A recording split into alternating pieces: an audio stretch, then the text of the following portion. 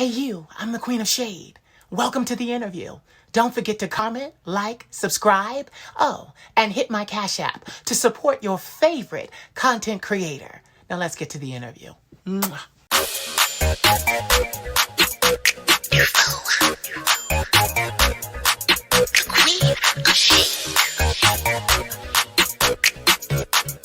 Let me tell you something. You're a bougie bitch and your mama is too. Said you're a bougie bitch and your mama is too. You're a bougie bitch and your mama is too. Said you're a bougie bitch and your mama is too.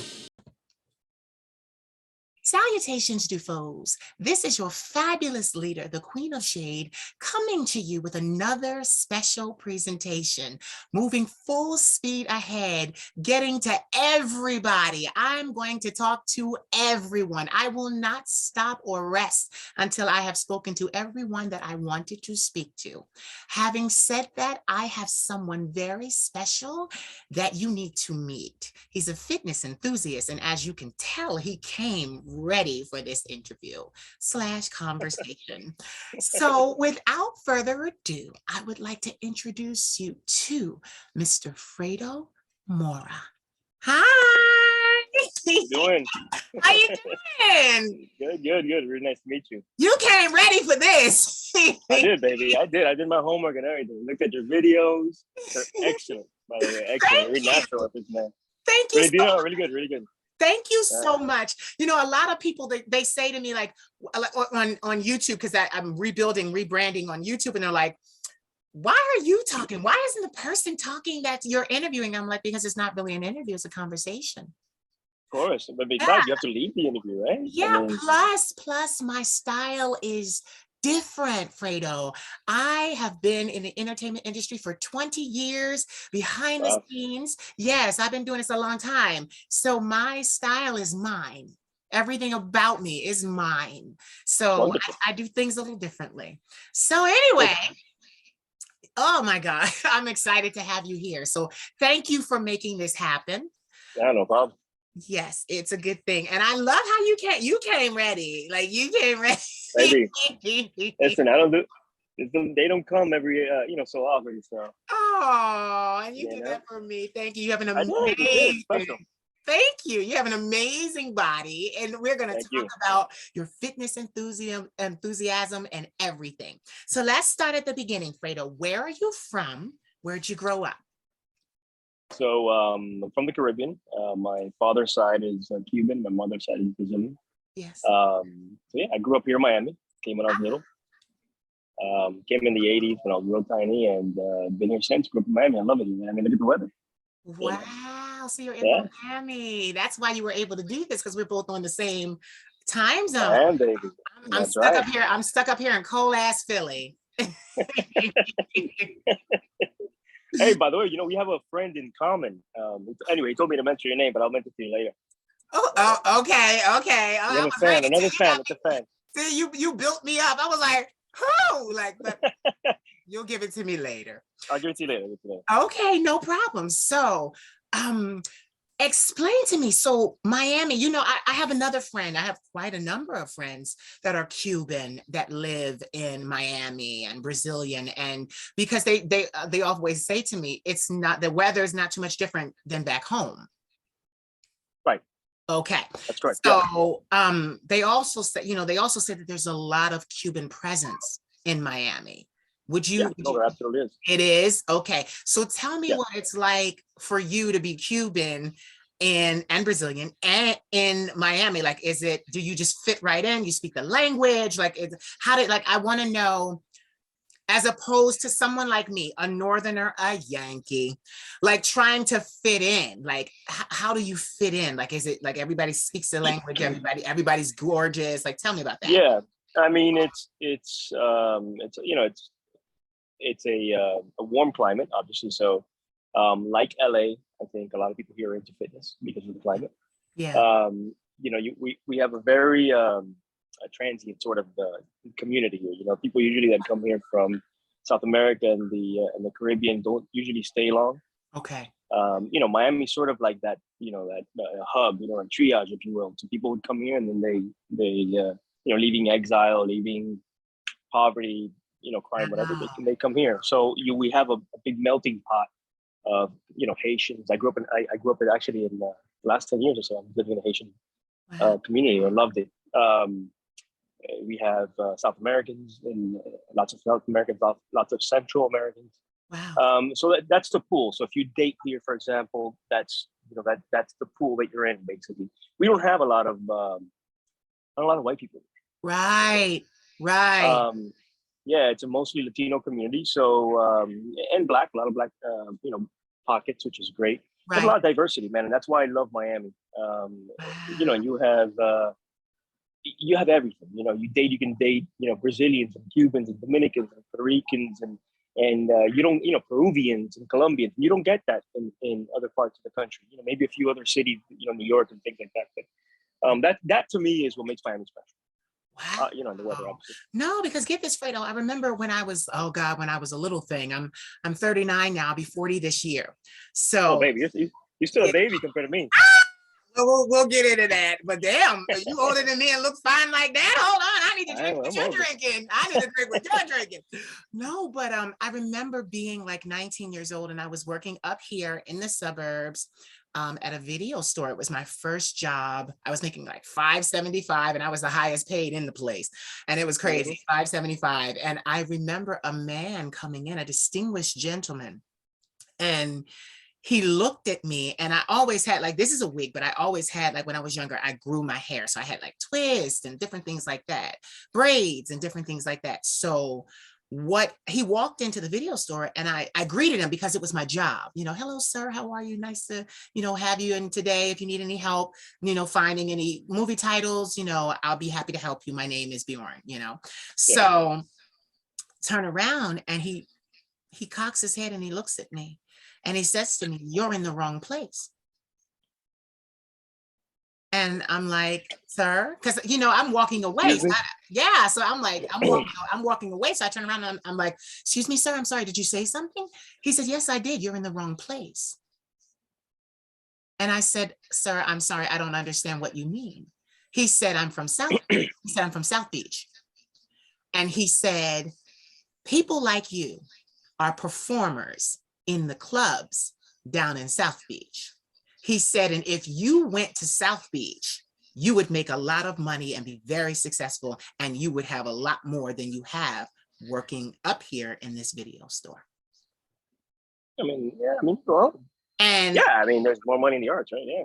but get it, I didn't know about the arts in South Beach. I didn't know that trans illusion was a big thing. I didn't know that it was even, you know, I wasn't even trying to be, at that time, I was just an androgynous little boy. You know, I wasn't trying to wear dresses and wigs and makeup and costumes and feathers. I didn't know about that, but now I do, which is so crazy because, you know, I think to myself, what might have happened had I just picked up and gone down there and been a show pony. But I'm glad that it panned out the way that it did, because at least I own it. You know, I own everything I do, intellectual property. So I'm glad to hear that Miami is a melting pot, and I love Spanish men. I love the culture. I love the food. It's a beautiful, beautiful culture. Well, not only, I want to say though, not only Latin men. I mean, we have, for example, very large Haitian community. Wow. We have a very large Jamaican community. Wow. You know, there's a lot of people here from Barbados, from Trinidad, and again, because proximity, right? Yes. So again, that's the beauty of living here. You know, that you get to grow up with all these cultures. And it's absolutely wonderful. I mean, I wouldn't trade it for anything in the world. One of the questions that I get asked the most is, you know, would you ever move out of Miami? And the answer obviously is yes. You know, I'm not married to any one city, right? But there are very few cities that let me put it this way. When I've traveled, so when I first started my career in accounting, I started as an auditor, and I would travel to different cities for auditing. And man, I tell you, after being away for 3 or 4 days, you miss the culture, you miss the people. Right. You know, you miss the Haitian music and you know, and the smells from little shops cooking. You know what I mean? Right. And you don't have that in other cities. You know, think about it. If you're in the middle of Ohio. Yeah. You know, and I miss that, man. And I always wonder, you know, what it would be like leaving Miami. It would for me, it would be tough. Yeah, For me, it I would could be tough. imagine. Yeah, I could imagine. Yeah. It's so funny. You're an accountant. I have an accountant and he doesn't look like you. Oh, wait a minute. No, but I love my accountant. Shout out to you, Jerry. I never trade you. You kept me good. You kept me good. I would never trade him, but I'm like, damn, I need an accountant that look like you. No, but yeah, you're gonna get a lot of praise from me today. It's what I do. So have you been? So you've been here. You've been in Miami. No, I've never been. Girl, what's wrong? What you waiting for? I know. Yo, we have a very world famous, I think, bar on Ocean Drive, right on a beach called Palace. I'm sure you've heard of it, right? I've heard of that. It's huge for launching, careers with I guess drag performers and Yes. things like that. It's huge. It's a big deal, and it's a lot of fun, man. And you'd be surprised how many straight people. Yes. I mean, how the crowds that build up to see Yes. these shows. I mean, it's spectacular. It really is. Yes. You'd love it there. And it's so freeing to be there too. You know what I mean? Like, it's so free. Like, you're there and there's no judgment. You know, you have drag queens and you have, feminine, masculine, and you have, you're hot and young and old. And it's really wonderful to see, because the gay community really, it's very segregated. Yes. Especially in color. And, so to see these, a lot of these places where it's inclusive and everyone's there, it's really nice. It's great. You'll absolutely love it. See, I'm gonna have to come down there, because the thing is, I'm planning to leave the country. And I'm planning to go to France. When I was a young thing of 22, I got the opportunity to model in Paris for 6 months. And it was a hard experience, but it shaped my mind. And when I left, I worked every year after so that I could build a platform that I could pick up and take anywhere in the world. And I have that now. It took a lot of hard work. It took a lot of money. It took a lot of stress, a lot of hours. I always say I work 100 hours a week so I don't have to work 40 for someone else. But what I will say is that doing it the way that I did, there wasn't a lot of money. I got money from my grandmother, and it was 6 figures to stretch over the last 6 years. But good for you. Yeah, but what I also know is, and I was listening to a thought leader last night, and he said it. He was like, listen, you're going to have to do all the work first. You're going to have to, before anyone believes in you, before you ever get anything, you're going to do all the work. You're going to get no accolades. You're going to get no praise. And then once you start to make a move and people see you moving, then you're going to get a little of belief. And then he said, once they believe in you a little bit, you're going to believe. And then he said, the formula is, after you believe, you just keep doing your work, and then you'll get everything that he's a thought leader. I can't think of his name right now, but yeah, he said that. It's just, I've lived a life, but I'm not here to talk about my life. I'm here to talk about yours. Yeah, no, but that's how it is, though. I mean, you said it, you said it correct. I mean, that's how it is. It's very rare that someone, reaches success, at their first try. Yeah. As a matter of fact, to sort of piggyback on what you were saying, I was watching a show, LeBron had a show called The Shop. Yeah. And Kevin Hart was on it. And he said, he was saying when the first 10 years that he started, and flops. Yeah. One flop after the other, one flop after the other, one flop after this failed. This dropped and they dropped. Yeah. He said, I didn't give up. Yeah. And so yeah, you just got to keep going and you believe in yourself. Yeah. And keep going. And I mean, look at you now, right? What's so funny? I'm a firm believer in degrees of separation. Kevin Hart, he is one of our most amazing minds to ever come out of Philadelphia. He went to school with my best friend. My best friend's name is Carol McPherson, and Kevin Hart went to school with her. And the funny thing about that is, she always tells me, Bjorn, she calls me BJ. So she's like, BJ, he was the same in high school. He was funny. He was smart. He was witty. He made us laugh. Like, she knew him. And I'm just like, wow. So, it's amazing first of all, it's amazing to know that, success, and it's kind of funny that we segued into this, but yeah, success, this because you manage money. Yeah. So, that without money, and not just money, but the management of money, success is very hard to achieve. Very hard to achieve. Especially today, right? Yes, all the compensation, right? Yes, extremely hard to achieve. And that's why I love my accountant. Jerry he has been with me. And I mean, he has been with me through, the last 8-9 years now. He's been with me and he stays with me, and he's amazing. And what I love is I'm one of those people where I don't like a lot of people doing everything for me. I'm one of those people where I came into the business on the ground level at the very bottom. So I do as much as I can for myself. So I keep the books. So what I do is I keep the books all year long. I write off all the expenses. I save all the receipts. I do all of that. And then I enter it into my QuickBooks program. And then I get the trial balance. And then once I get the trial, once I get the trial balance, then I email that to him, and he works off of the trial balance. He creates a statement for you. Good for you. Yes. So yeah, look at me. No, because the thing about it is, I love that we're talking about this, because there are so many young people whom don't understand. You could have all the talent in the world. Money. Oh, and the management of money. And it's important to teach kids, man. And I tell you, what, it's incredible to me how people graduate from high school now and know nothing about money. They don't know how to balance a checkbook. They don't know how to, we don't use checkbooks anymore, but what I mean by that do. Well, but what I mean by, but let's take that, we don't use checkbooks anymore. I mean, not as much as before, but you still have to get the concept, right, is getting your statement and balancing it out. Make sure you don't have charges that shouldn't be there.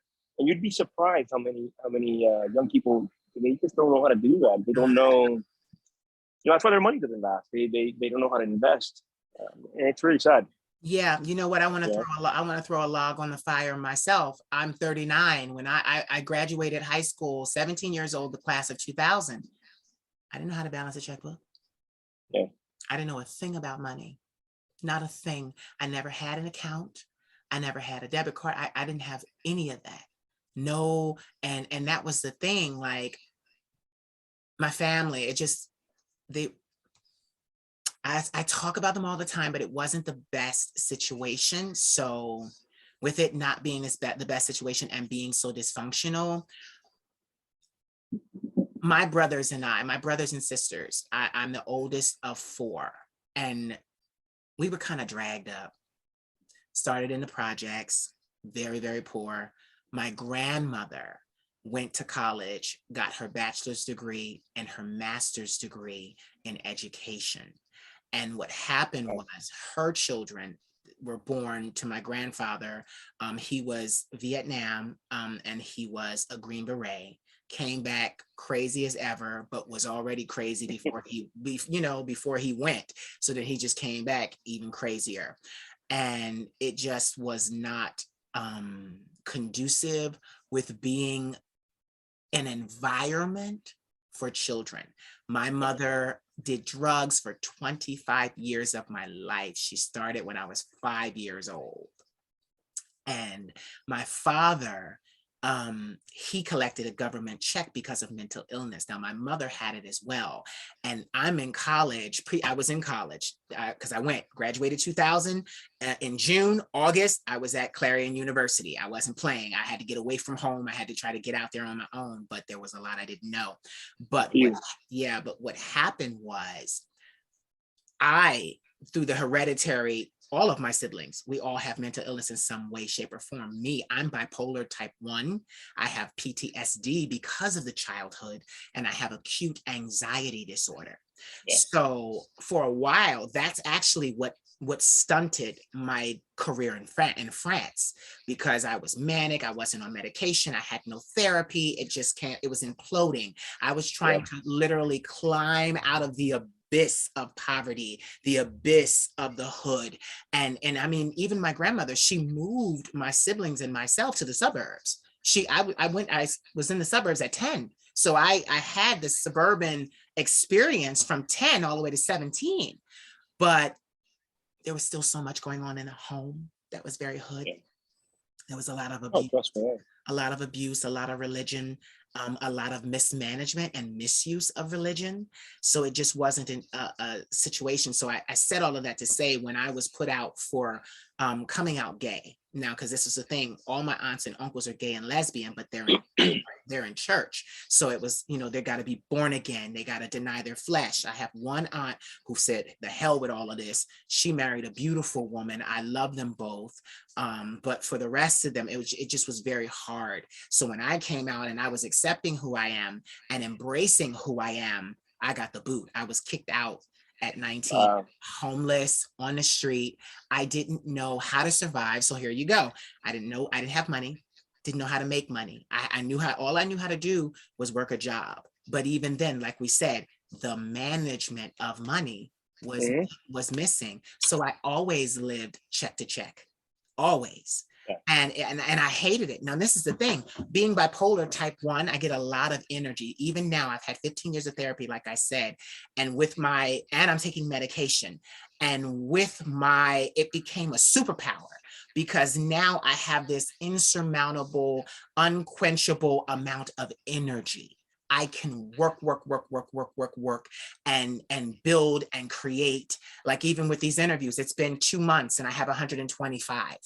I did 60-second videos on Instagram, which made me famous. And there was 22,000 of them in 6 years. So I work very hard. But the thing about it is my grandmother always said to me, and she didn't have the time because she was the only breadwinner. So she had to take care of us and then her children. And then my sister started having babies early. It was a disaster, Fredo. But she always said, you want to work smarter and not harder. So that's been my pathway now, is to use what I have and as far as talent and intellect and skill and experience to work smarter and not harder. But even back then, I didn't know anything about a checkbook. I didn't know anything about balancing. And I was very upset with my family because I'm like, if I don't know how to survive, you're sending me to my death. You're sending me to the deuces. And, I never got an apology for that. Never got an apology for that. And you don't need one. And you don't need one. Ding, ding, ding, ding. Yeah, I was getting ready to say it. And I don't need one because literally by the divine's hand and my hand, and yes, my grandmother's hand, I am the queen of shade today. So, apologies are they're for the person making the apology. Yes. They're not for you. I mean, if I did you wrong, for example, you probably already moved on. Yes. Unless you're like good friends or something, that's a little different. But if I did you wrong and I apologize to you, it's me making amends with myself. Yes. And also, sort of genuinely sort of saying to you, hey, it wasn't intentional or whatever. But it's not for you, it's for me. It's the clear conscience. It's the clear conscience. It's a sleep better night. It's not for. So if your family doesn't have to apologize, you can forgive them without an apology. Yeah. Yeah. So. And my thing is, and you know what's so crazy? I talk a lot about it because it helps other people. But I'm not really mad at them. But my thing is this. Because I have a different mentality now, I have an entrepreneurial mentality and no longer a consumer mentality. I don't stay around them. I don't deal with them. They're not in my space. So that's how I do it. I'm not mad with them, but I don't deal with them. And I know. I was going to say, and I know, especially in a Latin or Cuban community, family is everything. Yeah. Yeah. I'm the same situation as you. It's funny to hear you speak and talk about your family because we begin to understand that we sort of all grow up with this sort of dysfunction in our families, and not the same situation, but the same sentiment that you had with your family. The same is me growing up. You know what I mean? And I understand. When you said that you're not mad at them, I get it because I had my family's had some shortcomings, right? Yeah. Where I had to be independent until I was 15. I started working when I was 15.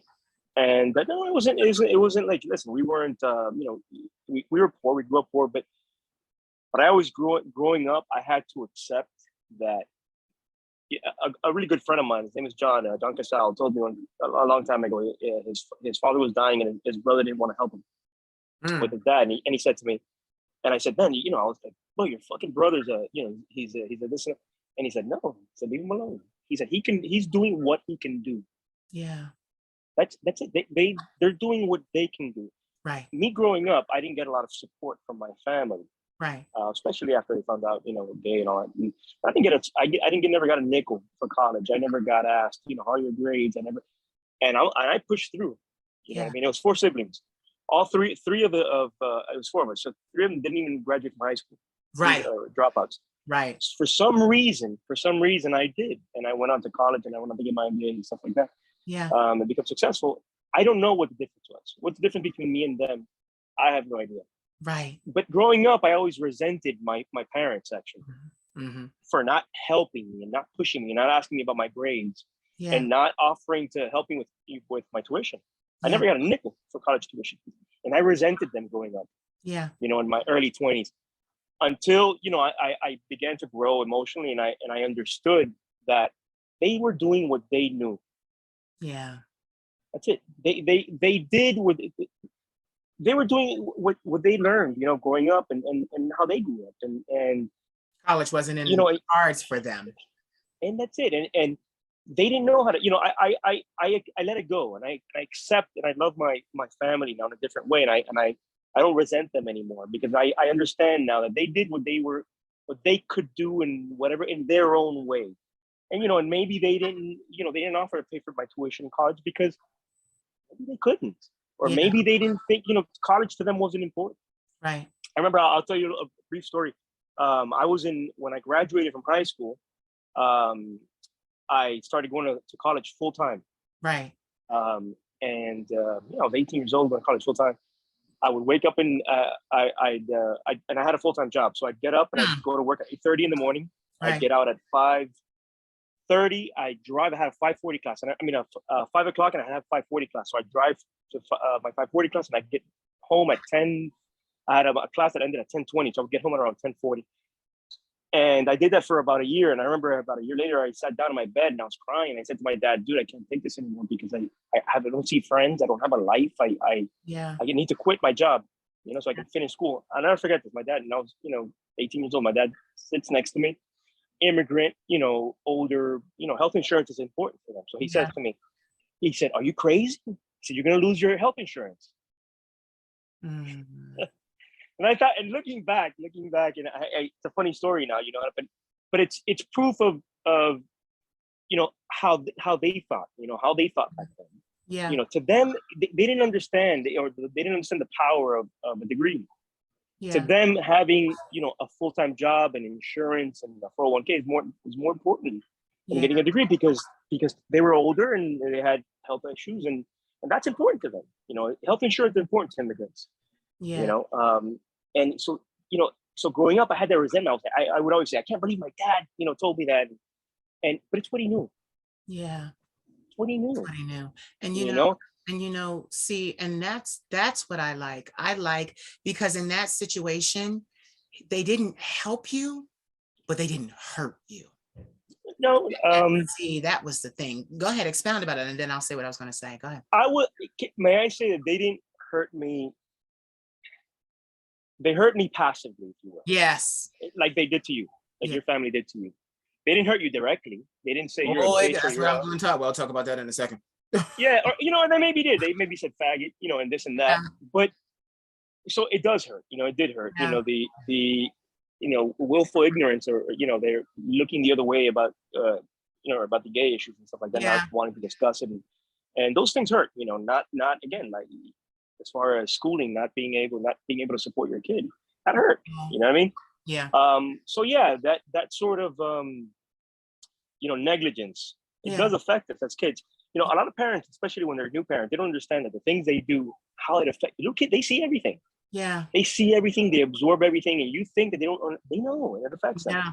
So it affected us. It affected you, and it affected me. Yeah. But that's the beauty of evolving and getting older and experience, right? Yes.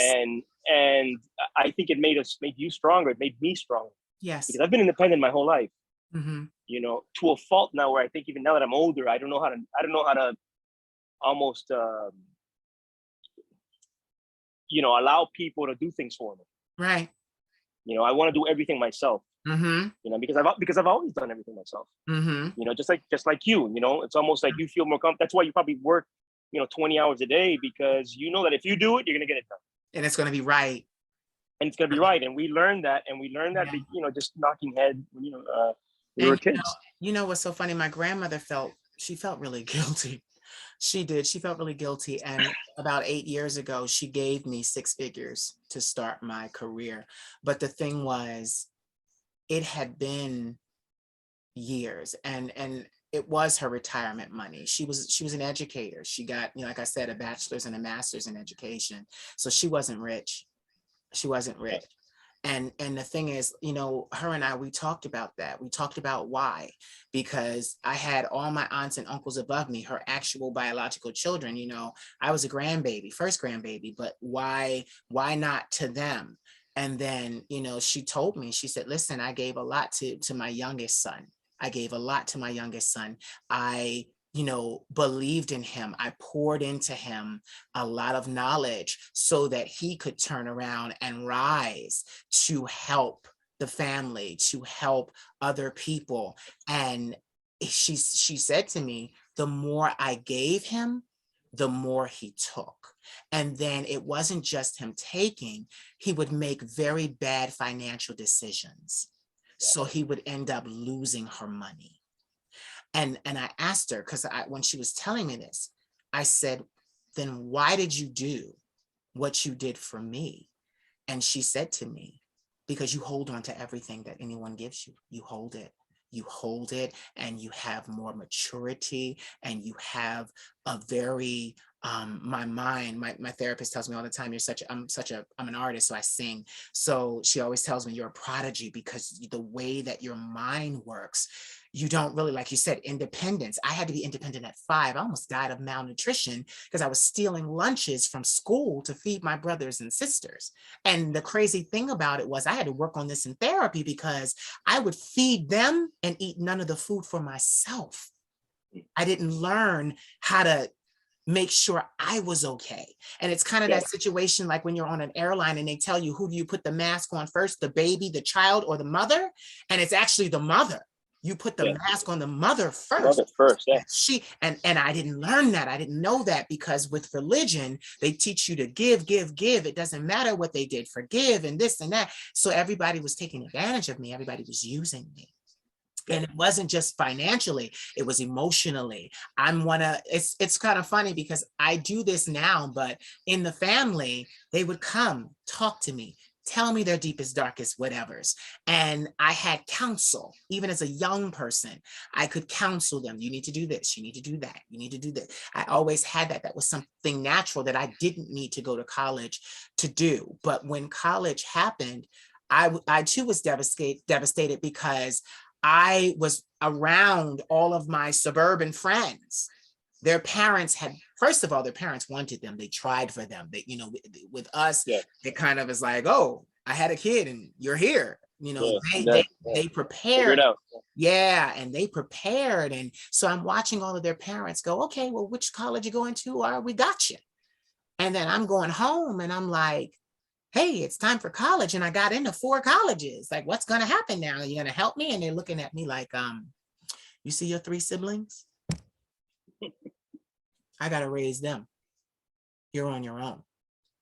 And it was hard. I didn't tell anybody in school, but I got the FAFSA. And then I did have one aunt try to help me. But that's why I say with your family, and I'm glad that we're talking about this, because I was thinking about this today and I was resting. I was taking a nap before this. And that's the thing. See, it's one thing to not be able to help a person, to do what you can do, even if that's nothing, even if that's just an acknowledgement of you can do it, giving you that. But it's another thing to stick a dagger in a person's back. You can't help them, but you wound them, you try to kill them. See, what happened was my aunt, she had participated, because we were passed around the family. She had participated in my child rearing. Not a very good job, but that's all right. That's the thing. But what happened was she had access to my social security number. You know where this is going. She had access to my social security number and all of that stuff. So I'm in college and I'm calling home to her because I was always her favorite when I was younger. When I got older and started to need things, she dropped me and moved to the next. So what happened was I'm calling home to her because I couldn't call my house. I'm calling up my house, and my grandmother's not even answering the phone because she's at work. She's teaching and doing all these extra things and trying to pick up all these extra hours and certificates that she can get so that she can make more money. Because by this time, my sisters had babies. They were all still, my sister dropped out of high school. It was crazy.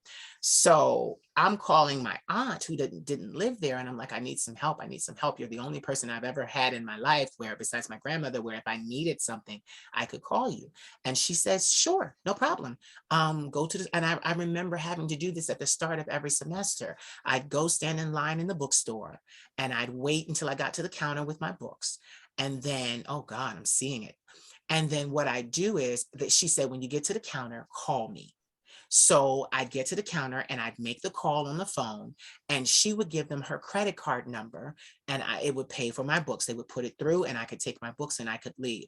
Now, mind you, there was a whole, and I noticed this, I went to a school that was blended. So it was African-Americans, Caucasians. We had people from Africa. We had people from Sri Lanka. We had, like, it was everywhere. Even though we were in the mountains, there was a football team of 85 guys I loved from Florida. Yeah. But what I didn't realize, Fredo, was that while I'm thinking that she's bailing me out and helping me, she illegally got credit cards in my name. And when I called her, she was giving them a credit card in my name and then also making purchases to live her normal everyday life with my name. So she ruined and decimated my credit before I even knew what credit was. Oh, girl, I have that in my family too. I'm telling you, someone we live in the same family. Yeah. Yes, I have that in my family too, man. Actually, they're going through. I think they're in court right now. Oh my God, Fredo. And so that's it's so crazy how we have similarities like that, but that's my thing. So my thing is I can handle a family doing nothing because they can't. What I don't handle is a family hurting me on the way out, trying to leech and take whatever they can from me so that I can't even stand on my own 2 feet, and that wasn't the end of it. Like when I came up for my hearing to get Social Security disability because of after college, I was medically withdrawn from college and I spent a long time in the hospital and then coming home, I needed to get some kind of income and I couldn't work. And that's actually how this got born because I couldn't work a normal job. And my psychiatrist wrote it in my file. He needs to do his talents. He needs to build his life. He's an artist. He needs support, but he can do it if he does it in art. And that was how, with her writing that in my files and giving that to, government agencies, that I was able to do this and them not say, oh, well, you're working. You don't need these services if you're working. But because she wrote that and said, no, he need the talent is also cathartic. It helps him heal. It helps him be better. But I came up for my hearing, and before I went to my hearing, I was really, really manic. I needed to go in the hospital. My aunt put volume in my orange juice. So I had trying to calm me down, I guess. And when I went into the hospital, I tested positive for barbiturates. So they thought I was a drug addict. The drug addict, yeah. So when I came up to the hearing, the judge stood up in front of my lawyer and cursed me out and said, I'm not about to give you no money so that you can drug it away. And I had to take that. I took that. And that's the thing with my family. I always, even with the hereditary bipolar disorder, I have been taking with these people. So now that I am literally with a foot out the door, I'm not taking nothing no more. Don't look back. No, I'm not looking back. Like literally, I love my grandmother. And my grandmother and our relationship, especially last year, was really rocky because, she gave you the money and she's used to having an input. But me, I'm one of those people, prodigy. I know exactly what to do and how to do it. I know where to go. I create these ideas, all the videos, me. I scripted them. I wrote them. I performed them. All my albums, all 4 of them, I wrote them. I sang them, performed them. So I didn't need that kind of interference. So we would argue and fight. And then she finally got fed up and was like, I'm not helping you no more. I'm not giving you no more money. And it was just like, I remember like, okay, so because you can't have what you have or what you want, you're going to destroy me? Yeah, that's messed up. Yeah. So get this. The moment she withdrew, members of my following that have been watching me and following me. I was actually doing a mentee call because I do mentoring to make money. That was when I really started to make money, being able like mentoring people. They got together and they helped me form a new LLC. They paid for it. I got all those, yes. And the thing about it is my grandmother and my relationship improved. I had to disillusion that company, that LLC, because I did not want any problems going ahead in the future. I knew where I was going. I didn't want any legal this. I didn't want any, you owe me this, you're going to get back what you gave me, you know, so I had to do that over. And when I started the new one, I started it as a, you know, a sole proprietorship. And it, like, our relationship got better because I remember going to her and just saying, where did we go wrong? And she said, you know, we both talked, and it was basically, I got in your way. That's what she said to me. I got in your way. You needed to do it your way. And she stepped back into her advisory role. So like, we've been amazing ever since. And she does, even now, she does still help where she can. But, you know, she too has a lot on her plate. Because so my family was the same. I'm sorry, I didn't mean to interrupt. My family was the same. When I moved out, I finally moved out, you know, they found out I came out while I was living with my family, and I was 23. And well, I didn't come out; they sort of found out. But like you, everything got better once I moved out, because and I think what happens is that the control is gone. Yes. You know, they don't have that control. You're not in their house, so they can't say, where were you? What are you doing? Where are you going? Yep. Pick that up. Blah blah blah. Who I do hang out? That's not there anymore. Right. I remember when I first moved out. I remember my father and I, we got into an argument about something, and I remember my stepmom giving me a call or something, and she said something something about they coming to my house to get something, and she said something like, "Oh, your father doesn't want to get down," and I said, "Right, don't come." Right. No, I mean, I'm home. Right. You know what I'm saying? Right. I'm home, boo. Like, if you don't want to come in, he said, "I'm home, boo." That's on you. You know what I'm saying? But you see what I'm saying? Yeah. Where I couldn't say, I didn't have the power to say that when I lived in their house, under their roof. Yeah. See what I'm saying? Yeah. So now I have the power. Yeah. You know what I mean? And I think it balances out your relationship. It does. It really does. But because you really grow up and they see you. They see that, as grown. Yeah. And that was the thing for so long. My grandmother was the one telling me what to do. But get it, she's controlling. She is. But I'm controlling, but get this, because of therapy, I'm controlling of me. Yeah. I can't control anyone else. How do you like therapy, by the way? I love Fredo. Me too. You know that? I started going to therapy. I love it. I love it. It has helped me realize so much about myself that it is just so beautiful. Like, I remember this, you know, growing up, I was a very effeminate boy. So they used to call me a transvestite even in elementary school, because I was and that's the thing, I modeled because my bone structure is very female. It's very slender, and my clavicle and my hips, and, you know, so that's why I got into modeling.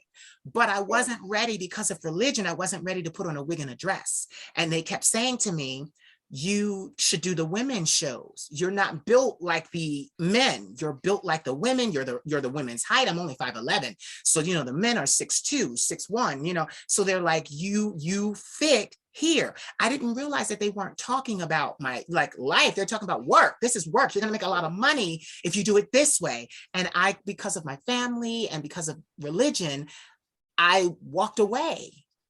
And then only to 17 years later, be in a wig and a dress. But I guess I needed to come to it. Yeah. I needed to embrace it. And that's the thing. Like, acceptance, baby. Yes, of the self-acceptance. I tell you, life is about, like, in every aspect of your life, it always boils down to acceptance. When you have a breakup, get over that break, you have to accept that it's over. Yeah. You know, if you leave a job, you know, again, life is about acceptance. You know, if someone doesn't like you, if your family, this, if that, accept it, move on, man. Yeah. Keep moving forward. And I say that all the time to everybody. Keep moving forward. Like who's that? Walt Disney said that, man. Keep moving forward, man. Yeah. And that's my motto, man. Just it doesn't matter what the situation is. Yeah. You know, I've been some, you know, some low points in my life, and again, you just keep going. Yeah. You keep going. Yeah. You know what I mean? And you figure it out. Yeah. Momentum. Yeah. It can't stop. Yeah. And that was the thing. Had I had stopped when my grandmother said, that's it, I wouldn't be sitting here now. I wouldn't be sitting here. I would have completely, because this came when I was completely in control of my own company and what I was doing. And now this is the result. And even now, my grandmother says, she says, you knew what you were doing. And I remember one day I was in the car with her, and it actually made me cry, because she looked at me and she said, out of all of my children, grandchildren, great-grandchildren, she said, you did above and beyond what I could have ever expected. She said, and, you know, she talked about, I'm not getting in your way. So that's why when I run out of this country, because I want to be in France, it's where I belong, but I want to live in Lisbon. And yes. And I have friends there as well. So it also opens me up with the EU. It also opens me up to other countries. If I go to Lisbon, I can get into other. So you like the Portuguese, huh? I love Latin men. Listen, right? Wait. I have that song in my head. I can't say too much because I don't want them trying to sue me. But Tina Marie, Portuguese love, like on a starry winter's night in Portugal, like that. Like my mama used to play that all the time in the project. So when I heard that, I was like, oh, wait a minute. One of my friends said to me, like, okay, I know you want Paris, but live in Lisbon. You get so many more opportunities and benefits. And I was like, well, you ain't got to say nothing, because on my page, it's only Black and Latin men. Like, it's beautiful. Lisbon is beautiful. Listen. Lisbon is beautiful. It's beautiful, man. Yeah. So I haven't been there. And he's like, listen, you got to come. You got to come. He's like, you got to come. And I'm trying to wait till this COVID thing dies down, because I caught COVID in January, even being fully vaccinated. So it was the worst. I thought I was going to die. And my grandmother caught it too. And she's 74. And I'm just like, oh my God. So I'm just really like waiting until actually, like, now that I'm better, I want to get the booster. Like, I got to get the booster. She got the booster. So, you know, but just to say, like, that's one thing about it. See, if I can't help you, I can't help you. I'm not going to hurt you because I can't help you. Because May I ask, how did you go from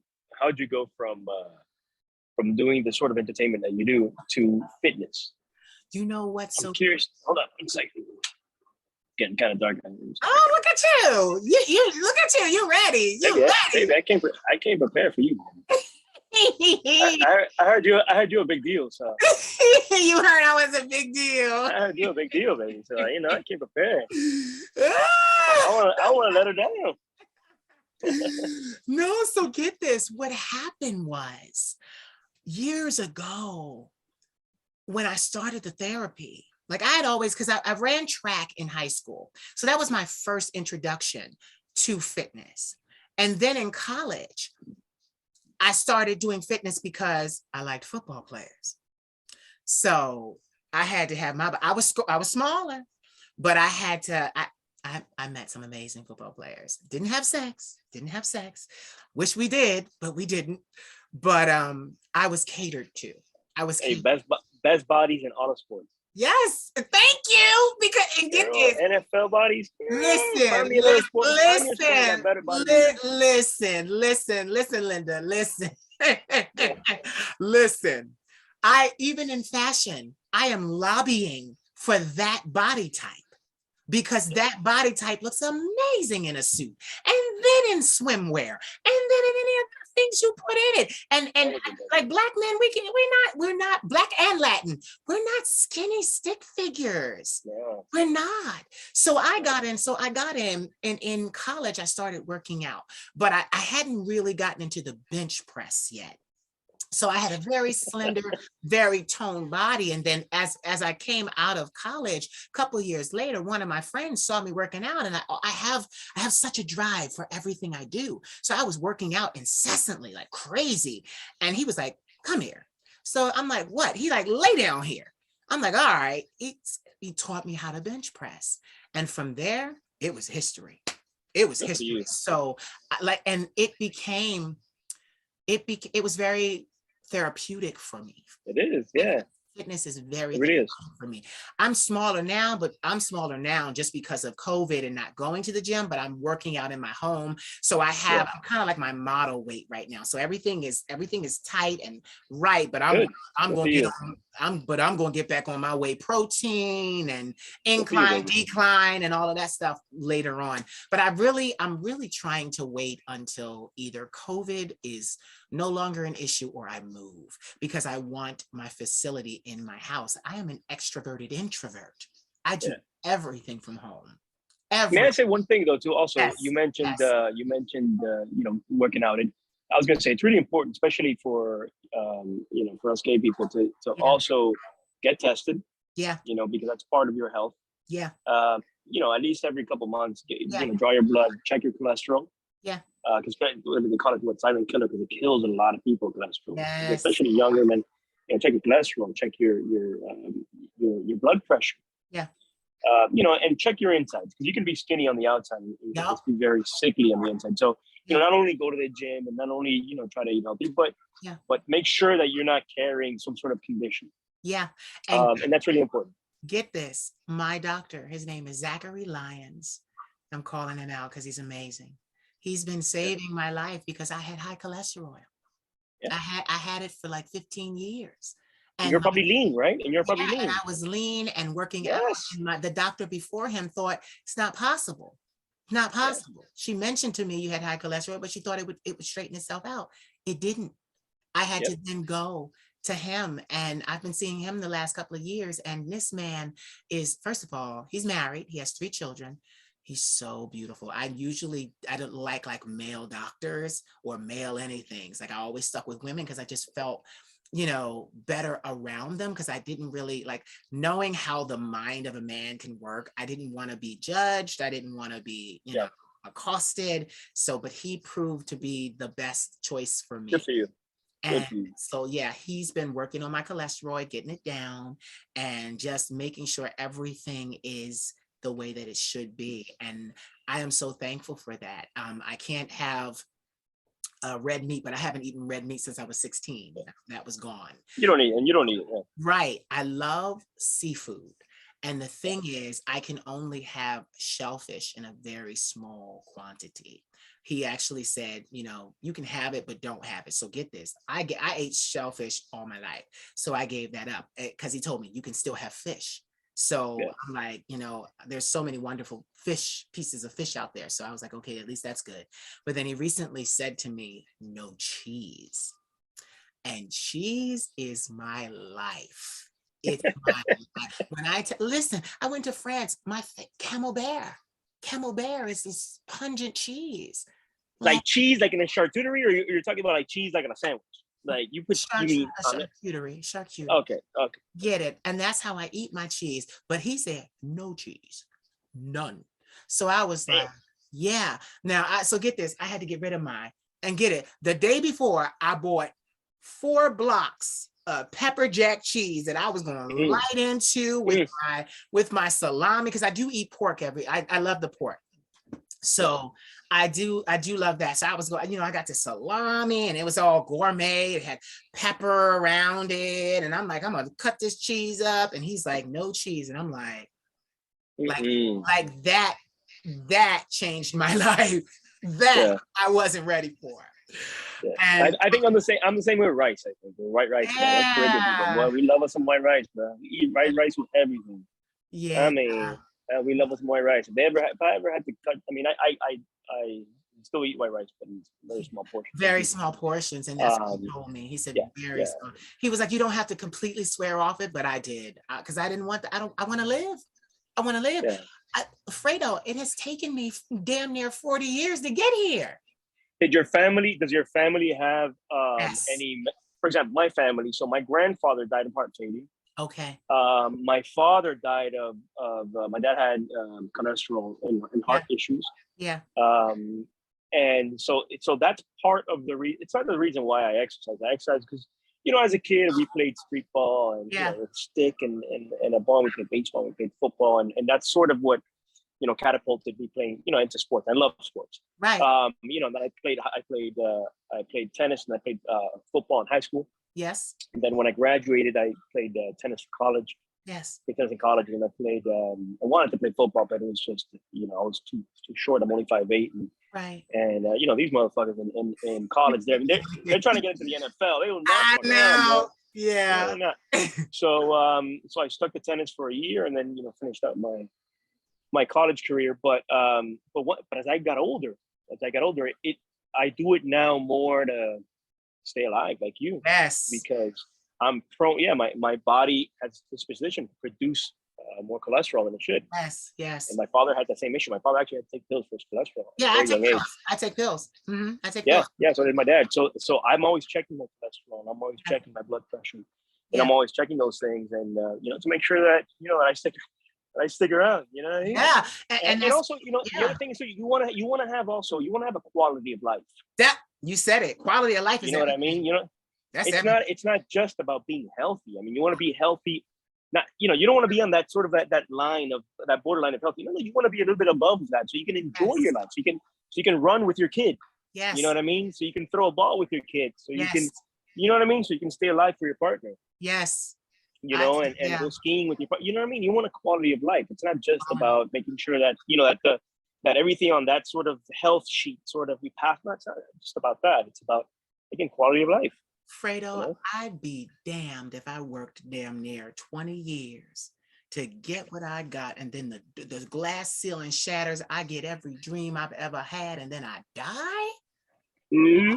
Are you crazy? Not I. So that's why I was like, that cheese, I asked my family, I was like, y'all can eat that cheese. Like, if you don't, it's going in the trash.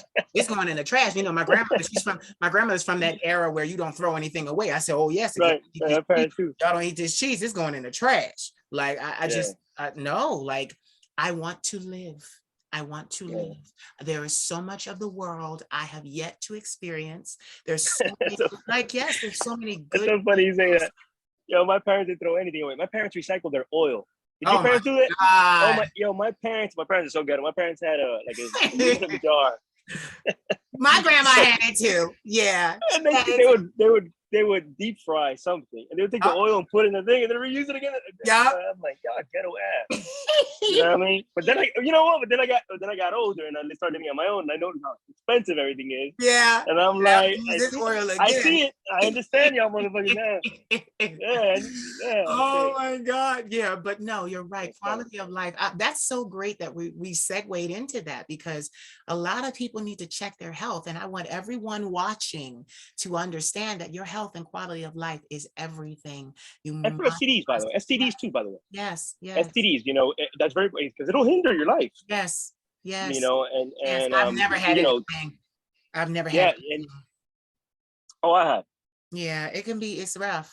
It's rough. It's rough, and I've seen people go through issues with HIV and all sorts of things, cancer. Yeah. Because if you're a woman, you need to check. Yeah. You need to check. You're a man. I got my first colonoscopy this year. Right. 2021, I should say. But again, fitness to me that's part of it. Yeah. Again, and it's for that quality of life. It is. Right? You want to be healthy. You want to be healthy. No, and part of the gay community too. There's a lot of STDs going around. And we need to be informed. Yeah. You know what I mean? I would never. I couldn't imagine passing something to someone. You know what I mean? Unintentionally. Oh my God. I couldn't imagine. I couldn't imagine. You know what I mean? That would be something.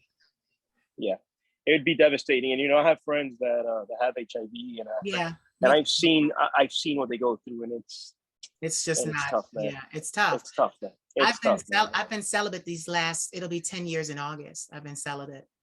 And it's but get it. Listen, before that I was a dog. I slept with 85 men in one summer. So don't even. Well, listen. Yeah, don't even let it fool you. So, but what happened was I went celibate because I wanted to focus on this, my brand, my career, my finances, everything.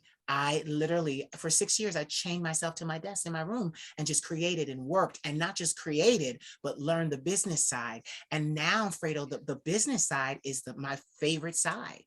For me to be able to follow the money, follow the bouncing ball, like that to me is better than sex. Girl, sex is really next time good. it's gonna be like that like scary movie. You know, that way when you do have sex, I'm telling you, it's gonna be like scary movie. Man. It's gonna be like feeling. Oh my God. Look, oh my God. I plan to in the future, but it's like, but now I gotta make sure my body's good, my health is good, my heart is good. Like I gotta make sure a lot of things, my finances. The coins that I earn, yeah, and that's what I'm doing. That's what I'm doing. But you know, it's so bad because I always have to be careful because like I'm polygamous. I'm the type of man where I like the only thing better than booty is some new booty. Yo, that's okay. Can I tell you, man? I can't. It's funny. I'm glad you brought that up because I can't see. I'm 45. Okay, right? And you look amazing.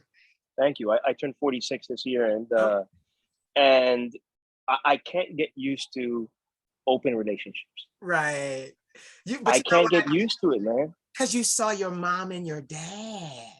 You saw that. That's part of it. That's part of it. Yeah. But you know, we're also, you know, we're indoctrinated, sort of, if you will, right? To see things, you know, that sort of be that old way, you know, our parents, the model of relationships, the way they did it, right? That template. And I'm okay with you know, I don't judge, and listen, I see the benefit. Don't get me wrong. Yeah. But I'm jealous. I don't know. I don't know that I can do it. Spanish men usually are jealous. Maybe I think that's what it is. I can't see. I'm too jealous. If I'm with somebody, I can't. I go out now and I have friends that have open relationships, and I don't get it. I mean, one way, you know, we'll go to like a circuit party, a big event, and you know, the boyfriend's in the one area making out with, you know, this one, and this one is, you know, but listen, it's I think there's nothing wrong with it. They're okay. They have an understanding. Mm-hmm. And it's okay, and there's absolutely nothing wrong with it. Absolutely nothing. And listen, more power to them. They're happy. Yeah. Now, for me, I don't think I can do that. See, I don't want an open relationship, because if I'm gonna do a relationship, that's a relationship. Like I don't want to open, so that's why I don't get into it. Like I don't want an open relationship. It's actually kind of funny because even my grandmother and I discussed this. I love escorts. Because I work so much that I want somebody I can call. Here's your fee. I want this experience, and you know when to get out of my way so that I can do what I really love to do, which is my I agree. Yeah, so I don't want the whole open relationship thing. And you're right. I was making some faces there, but you're right. It's nothing wrong with that if they both understand. But my thing is, I have seen enough open relationships to realize somebody catches feelings with somebody they open with. There it is. That's what it is. And then it's what it is, baby. That's what it is. And I tell all of them the same thing. Yeah. Like, you guys. Even with the relationships where there's three, somebody loves. We're human. Yeah. We're human. It's gonna happen. You can't stop it. We're human. It won't happen. Okay, it might not happen with the first guy or the second or the third or the fourth. Eventually. But the 28th. Yeah, it's gonna click. It's gonna click. You know, and then they're gonna start texting your boyfriend on the side, and you know what I mean. And I've seen it. I've never seen an open relationship that lasts more than, you know, a couple of years, unless the times that I have seen it are older gentlemen. Yeah. That, you know, who maybe been together for 20, 30 years, and it's more a partnership at this point. Yeah, companionship. A lot of companionship at this point. And they'll tell you money. And a lot of times they don't even have, you know, they'll tell you don't even have sex. It's more companionship, and they're okay with it. And again, I think it's wonderful if they can do that. But, you know, stage in my life where I am, man, I don't know that I don't think I can. Yeah. I love being home and sort of, you know, greatest thing to me in the world, man, is laying down in bed, you know, 10 o'clock at night, the same person next to you, you know, Uber Eats, right? Yeah. Bringing some food on the bed and watching some Netflix or whatever that, you know, that to me is, and I have two French bulldogs and my little dogs on the bed. You know what I mean? That to me, that's life. Yeah. That's life, You with know the what? person, obviously traveling and things like that, You but know that what's to so me is life. crazy? You know what's so crazy? I do that with my friends. Yeah, exactly. Isn't I that, do isn't that that with amazing? friends. Yeah, but you know Isn't that what's so amazing? bad? I'm so bad because most of my friends I could sleep with. That's who I am. Like I don't make friends unless I'm sexually attracted. Now Get out of because here. now yeah, but now because of the So all your friends celibacy, good looking. yeah, all of them. So all of them, every last one of them. So it's like, but now that I'm celibate, I'm dormant. I'm just lying dormant. Girl, invite me out. Invite me out. When you in Miami, I'm going out with you because I want to be around all them beauties, Yeah, man. they all fine. Yeah, I'm telling you, they all will be I'm fine. a Libra. I'm a Libra. So, we love beautiful people, beautiful experiences, beautiful colors, beautiful textiles, beautiful everything. So they're just, like even my network. If you've gone down, I saw, saw the interviews, but if you scroll down my Instagram page, scroll down and see what I did for the last 6 years. You will see men and be like, and the thing about it is, I'm one of those people where they don't belong to me. I'm not controlling or possessive. So each one of them has their tag. And I tell people that try to write me in my DMs about them, I'm like, baby, they were tagged. Go talk to them. Go talk to them. I like to connect the world. So yeah, you go talk to them, please. I got Right. so many gorgeous men, thousands. It's so many. Like Good for you, though. if you look in the last 6 years, you're gonna be like, oh my God. Good for But you. the men were like the commercial break in between my content. Like if it was just me, I'm so cerebral. It's always intellect, intellect, intellect. I burn people's brains out. So I was like, no, look at this man's muscles real quick. So Yeah. haven't longed for a relationship in 10 years? Mm-mm, Really? mm-mm. And Uh-huh. the last time I thought, and I'm gonna tell you this is a twofold answer here.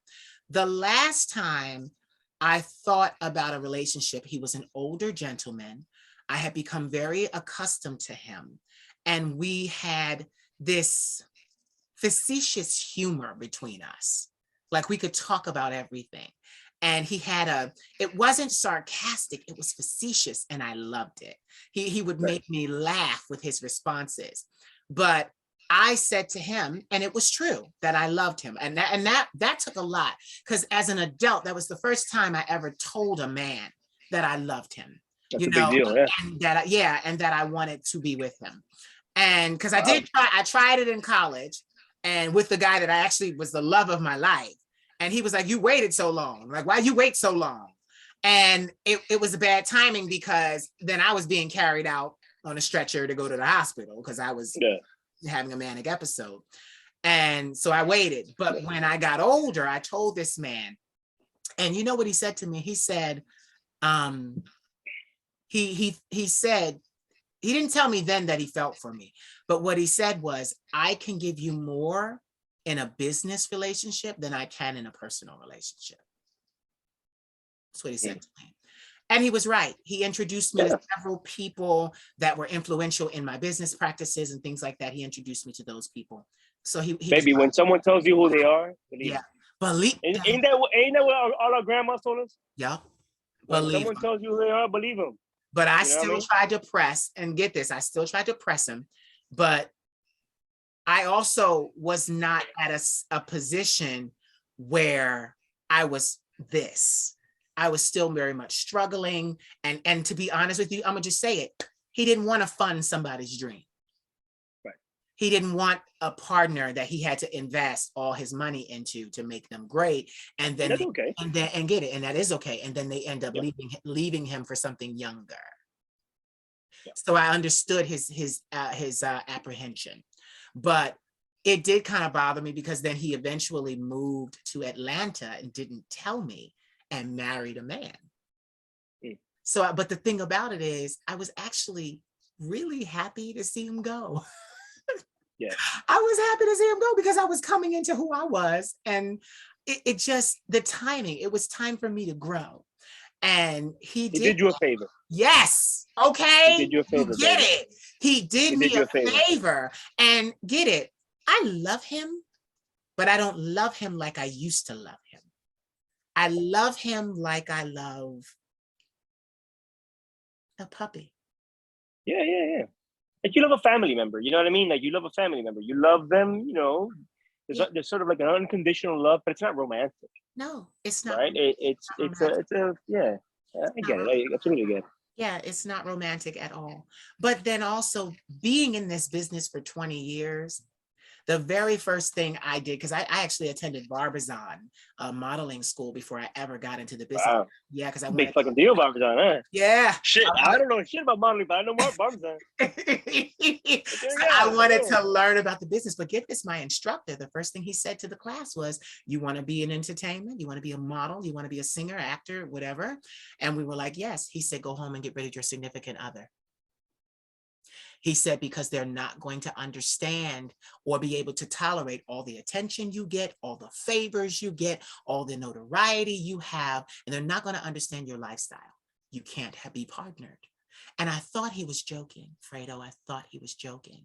And then I watched, because this is the thing, I'm not in Hollywood. I don't want to go to Hollywood. I've had offers. I don't want to be out there. I want to leave the country.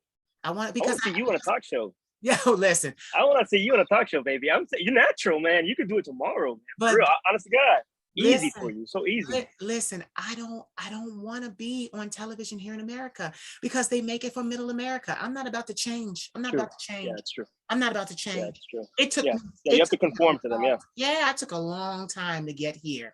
And my thing is, they'll want me to give my advice and my inspiration, but then they won't want me to say, oh, I slept with 85 men. And that's a part of who I am. And I'm proud of that. I'm happy. Me too, so I just don't want them trying to dumb me down. Oh, profanity and this. No, I just no. Yeah, or whitewash you.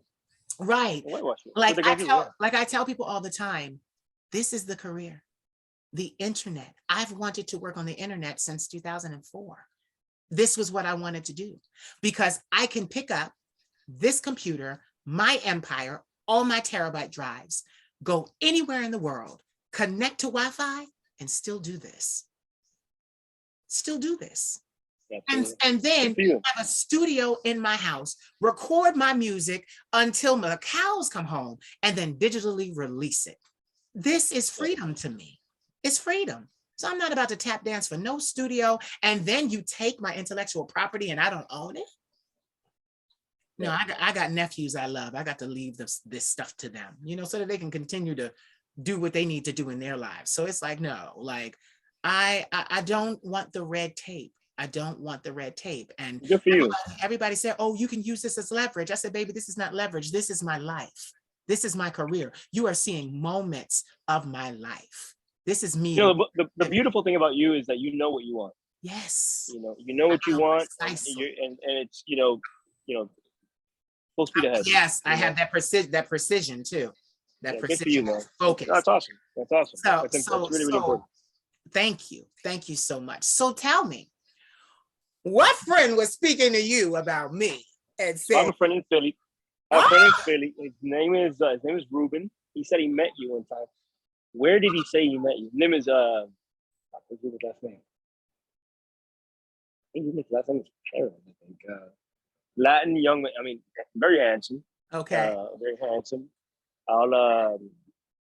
He works, I think, at a dentist office. Okay. Puerto Rican. Yeah. Thick boy. Yeah. He's probably 33-ish, maybe. Okay. But nothing. I mentioned the interview to him, and he said, "Oh yeah, I know her." He said, "Yeah," and he said he's a big fan. He said, "Big fan." So I said, "Hi." Oh so this is my part. Oh my God. Yeah, absolutely, So man. shout out to Ruben. Hi, baby. I know it's been a long time since you've heard from me, but I've been chained to my desk trying to build my empire. So that's where I disappeared to. So I looked right in the camera at you, Ruben. Hi. No, that's amazing. Like, that's great. Small world, ain't it? Yes, it is. And you know what? I had somebody say that too, a young man who was involved in, like you said, the activism and, HIV and AIDS awareness. He said, it's not just your city, He said, we're all sleeping with each other. He said, Philly's going to Miami. Miami's going to Atlanta, like DMV area. We all the messiness travels, baby. The messiness travels all over the country. Yes, it does. Yes, it does. And when you said that, I was like, oh my God. Like I thought about that. Mm-hmm. Oh my God. I'm glad I've been celibate for 10 years because it's like, it's dangerous. It's dangerous. It's dangerous. And it creates, I tell you what, though, it creates a distraction. Yeah.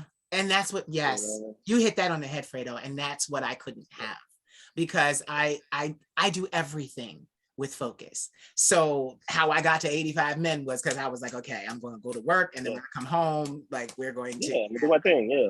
I focus and I zero in very quickly. My precision and my accuracy is quite something. And I don't usually miss. So that's why. So that's why I just couldn't do both. And you know what, honestly, looking ahead, with exception to escorts, I don't see myself having sex because I'm too old now to be careless, if you understand what I'm saying. Really? Yeah. I don't know. You know how to say, do something reckless. I don't want to do anything reckless, Ruben. Not Ruben, Fredo. But sex ain't reckless. I mean, sex is sex. Listen. You know what I mean? I had sex today. You know what I mean? It's you know what I mean? Sex is great. Fredo, thanks for the information.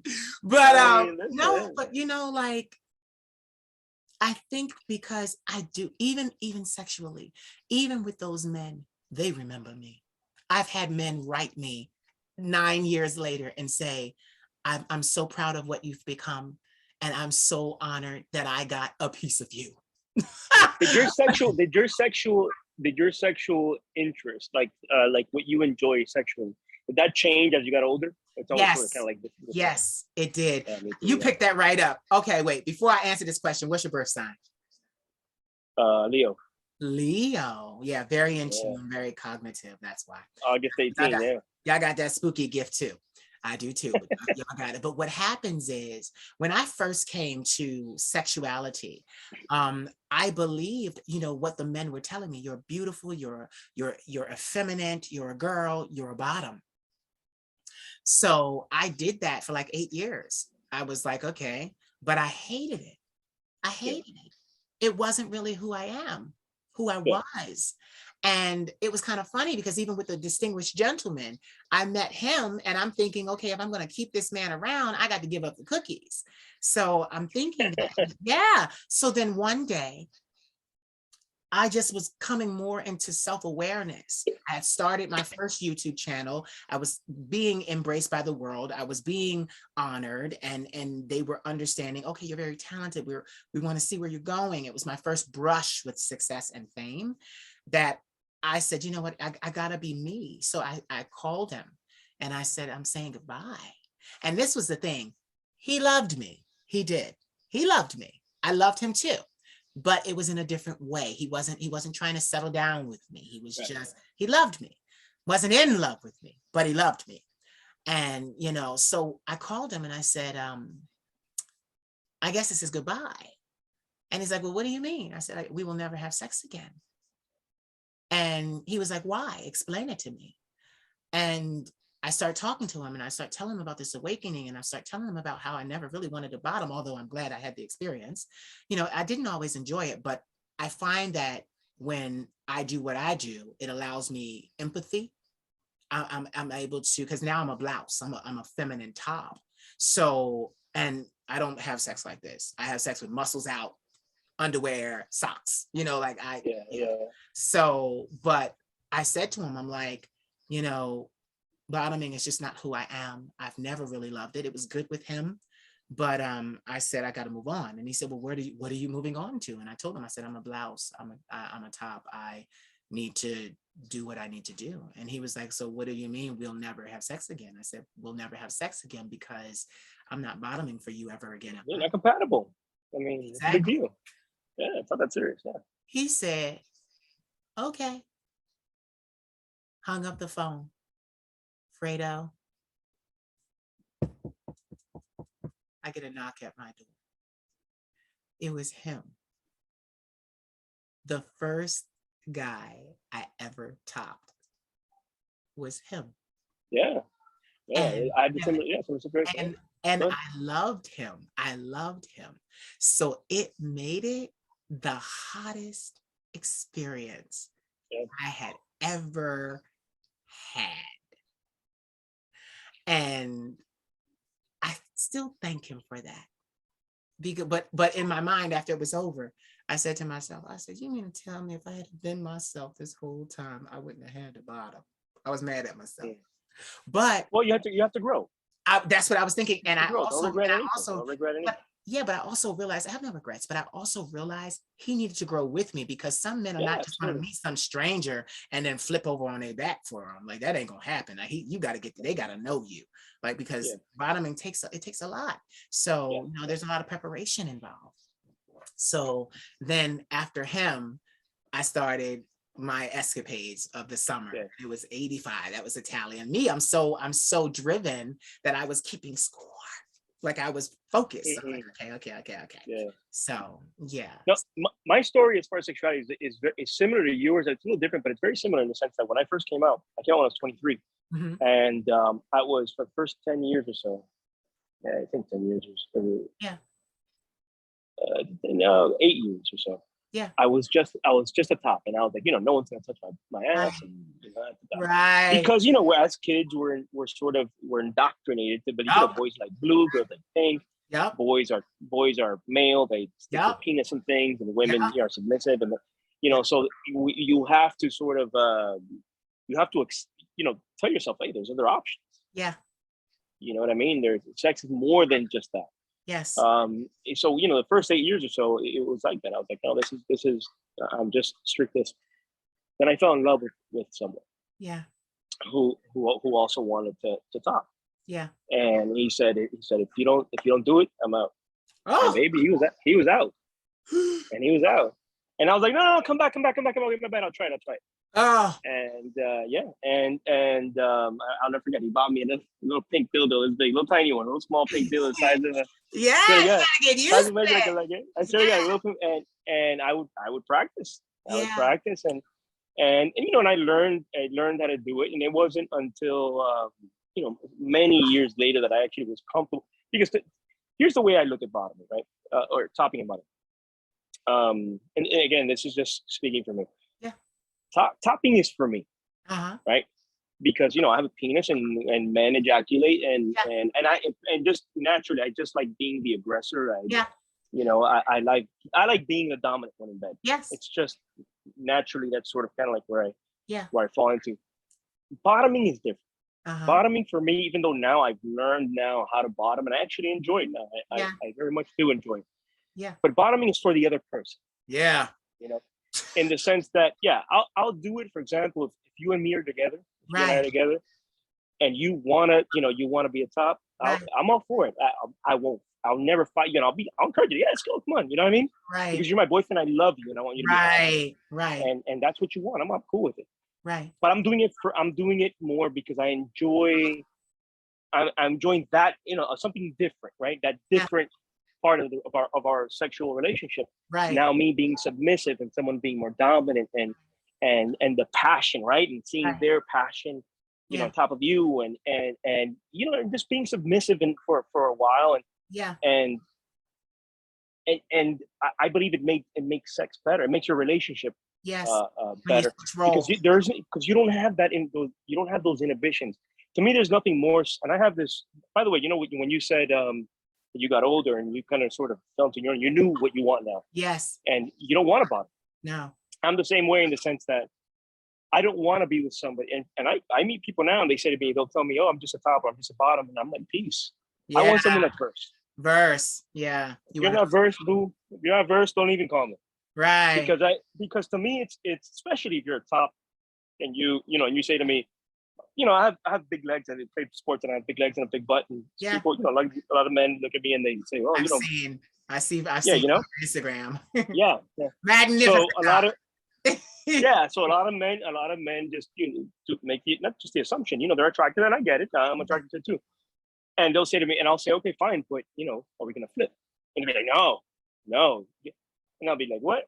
So to me, it's more the principle. I'd be like, "Peace." Yeah. keep it moving, Yeah. go to the next one. Because to me, it's now that I'm older, it's not so much about the actual act, it's more Right. about the principle, The principle. right? Yeah, I'm a grown ass fucking man. Yeah. So you're telling me that my 45-year-old ass, Yeah. you can take this, but I can't take that. Right. Fuck you. Keep it. Keep going. But you know No, what? But you know what? no, it's not even the sex, it's the principle. It's the You know what I principle. mean? Listen, I might meet somebody, and I might meet you. Yeah. You and I go out and we go out on a date, right? Yeah. And you're not a big fan of bottoming. You're not, right? But we enjoy each other, and we enjoy, and then you fuck me, and we enjoy it. Yeah. Now, in 7 days, in 1 week, I might want to be a top for you twice, and you're the top for me 8 times that week, Right. 9 times that week. Right. I might be okay with that. Right. I might be okay with that. I might be okay being 80-20, me being the bottom of that 8, that me bottoming 80%, you topping 20%. I might be okay with that, but don't tell me no. Right. That I can't do it. Right. The moment you tell me no, I'm out. Yeah. Yeah. You see, out. and you know what's so funny, Fredo? You hit the nail on the head with that, because the way that society is being set up, even what we have just started to talk about, the real gay community is verse. Yeah. It's the way to be. So get it. That's why I want to pay and hire escorts, because they know their role. They know their role. And they get out of the way, and I can continue to get back to my life.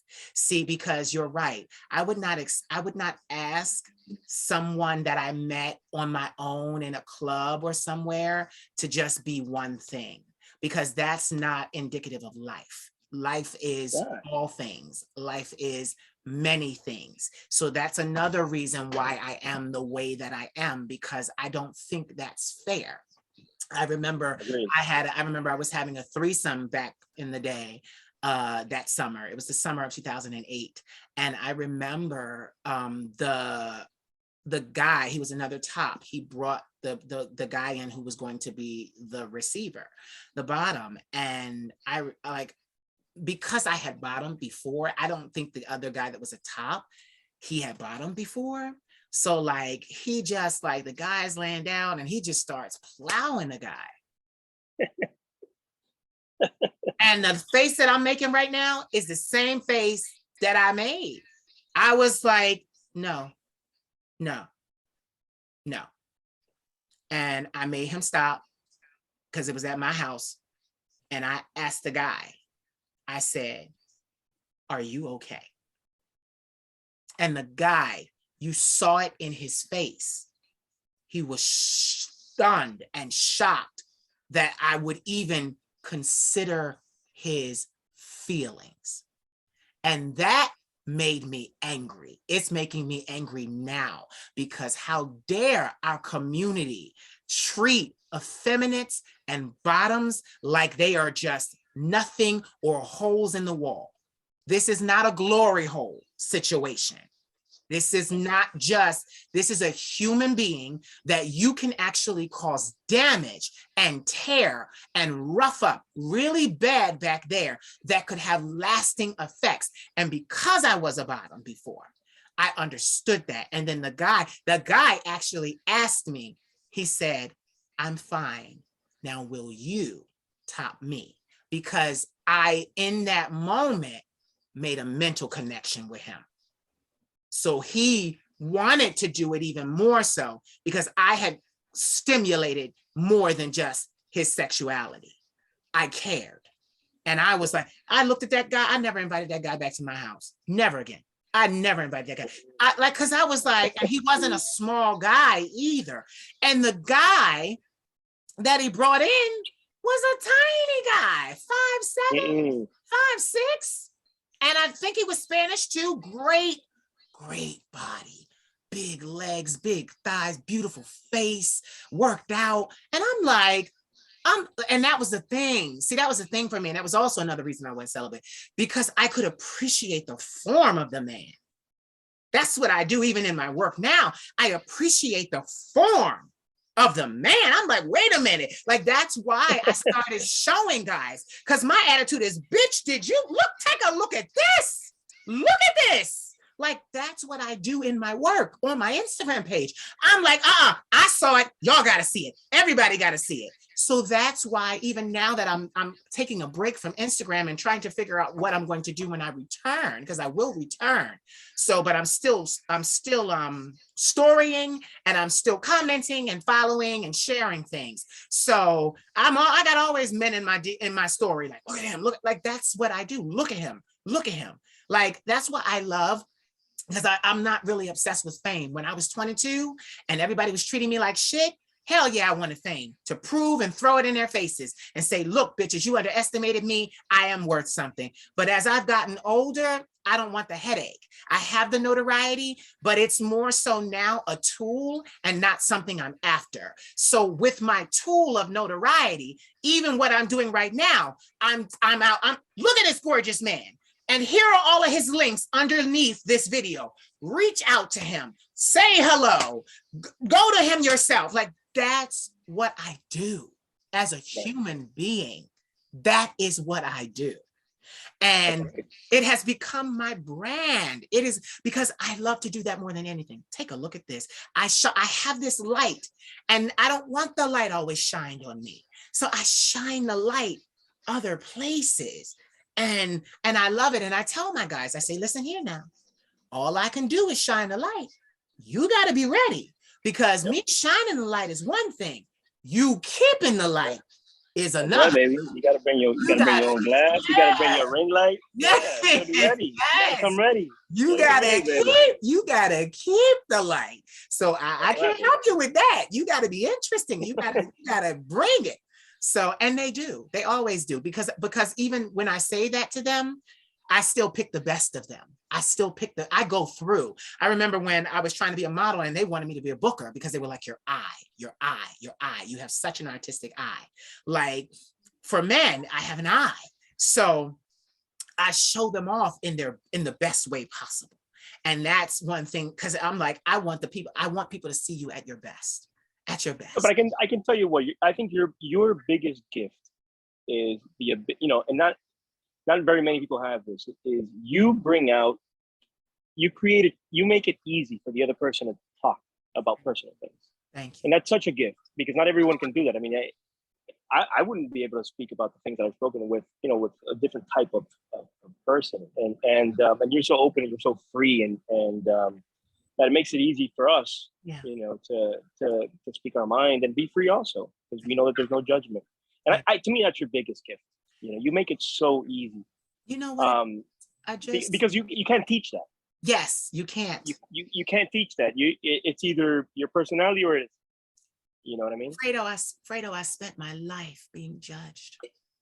It started in my home. I was 8 years old. I have an uncle whom I do not communicate with. The man has been jealous of me for as long as I can remember. Slapped me in my face, told me I'd never be anything, never have anything, that I was mentally fucked up because I couldn't cope with reality. He just said all kinds of things. And yet and still, I am who I am. I am who I am.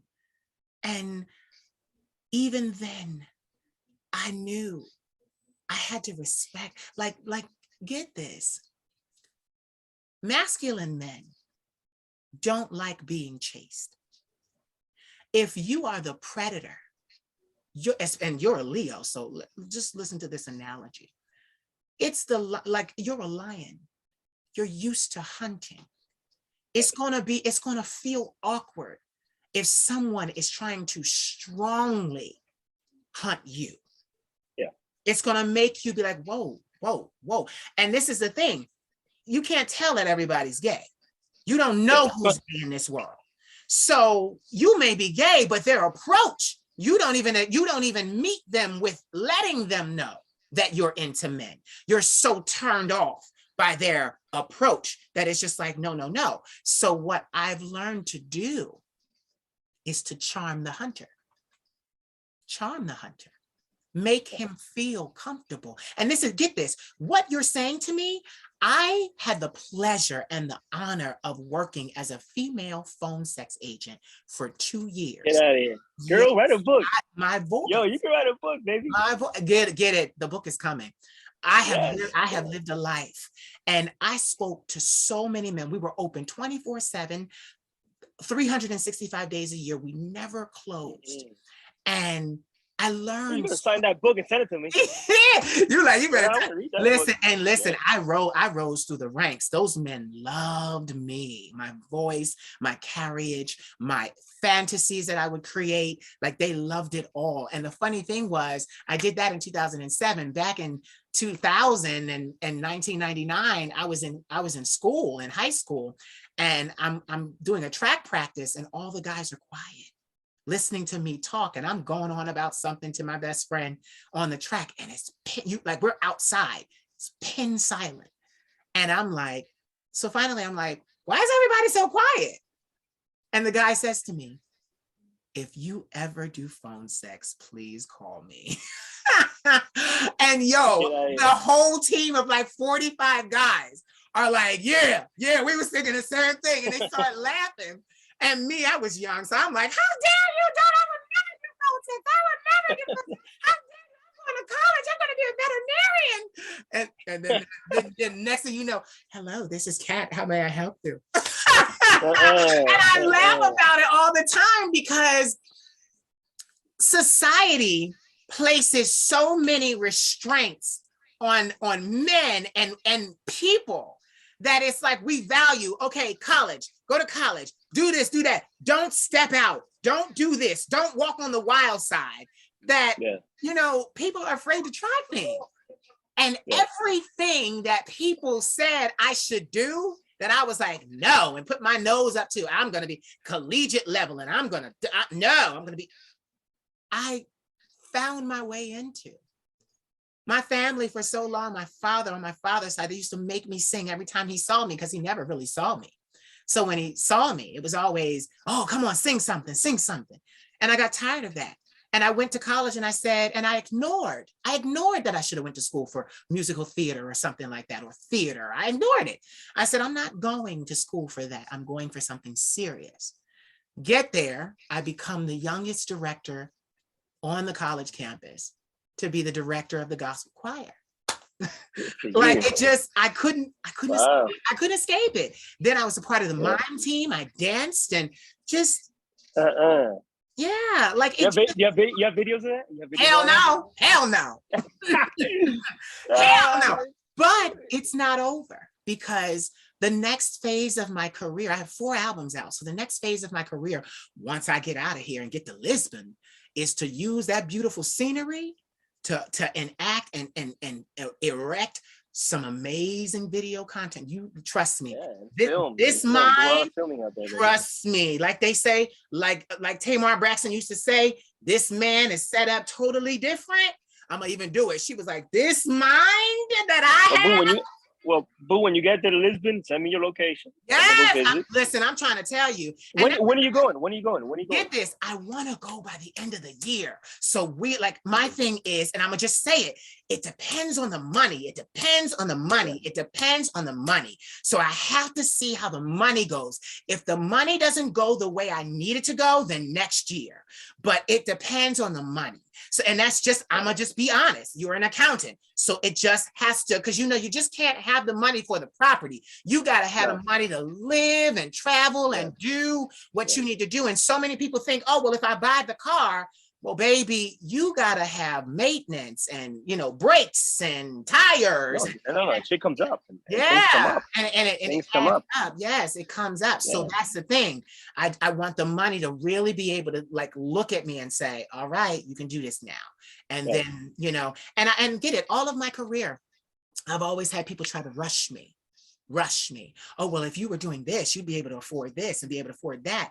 And it's like, sweetie, no. If I showed you what I had in my room right now, you'd gag.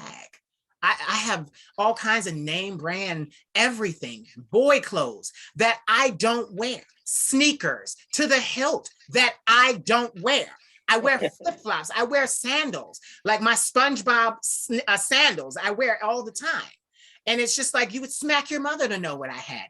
But I also learned that wealth and amassing fortune was not about showing it off.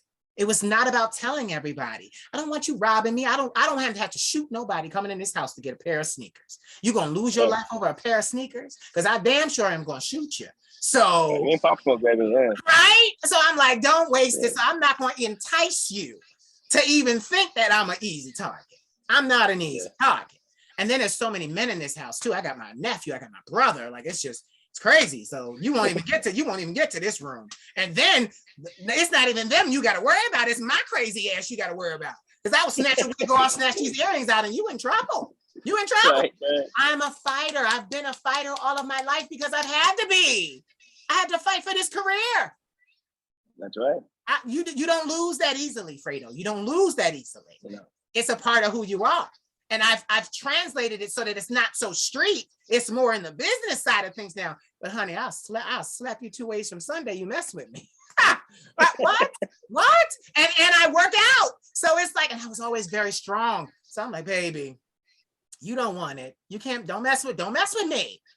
Don't mess with me. But it's so funny. And I've enjoyed myself so much. Give me 3 words that inspire and empower you. 3 words that inspire me, Jesus. Saw the interview, so you knew this was coming. No, I actually didn't know this was coming. 3 words that inspire me.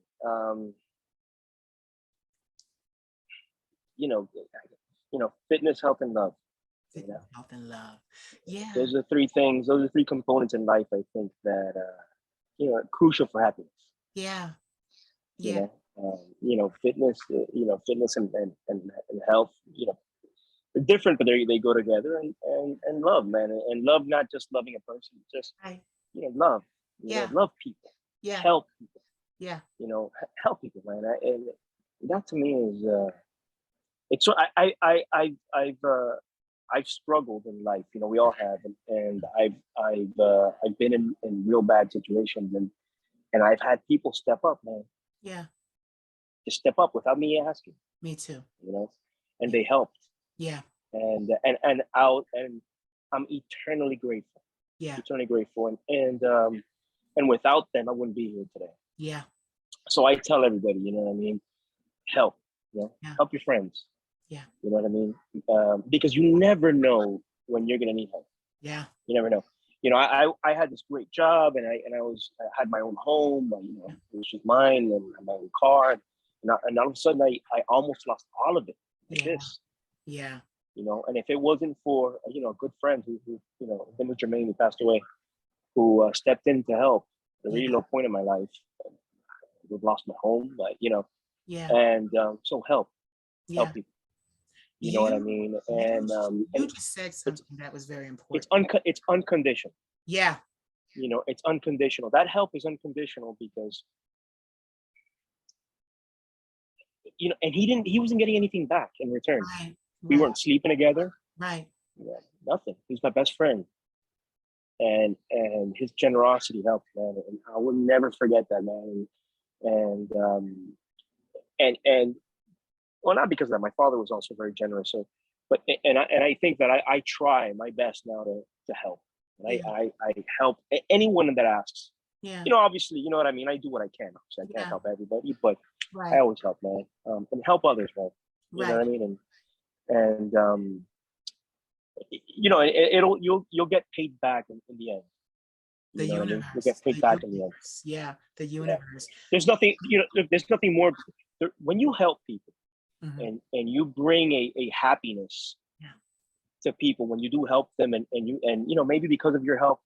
By the way, it's not always financial. It could be advice. Yeah. It could be a connection, networking. It could be when COVID, I had people. I had a friend who stayed on my couch. Yeah.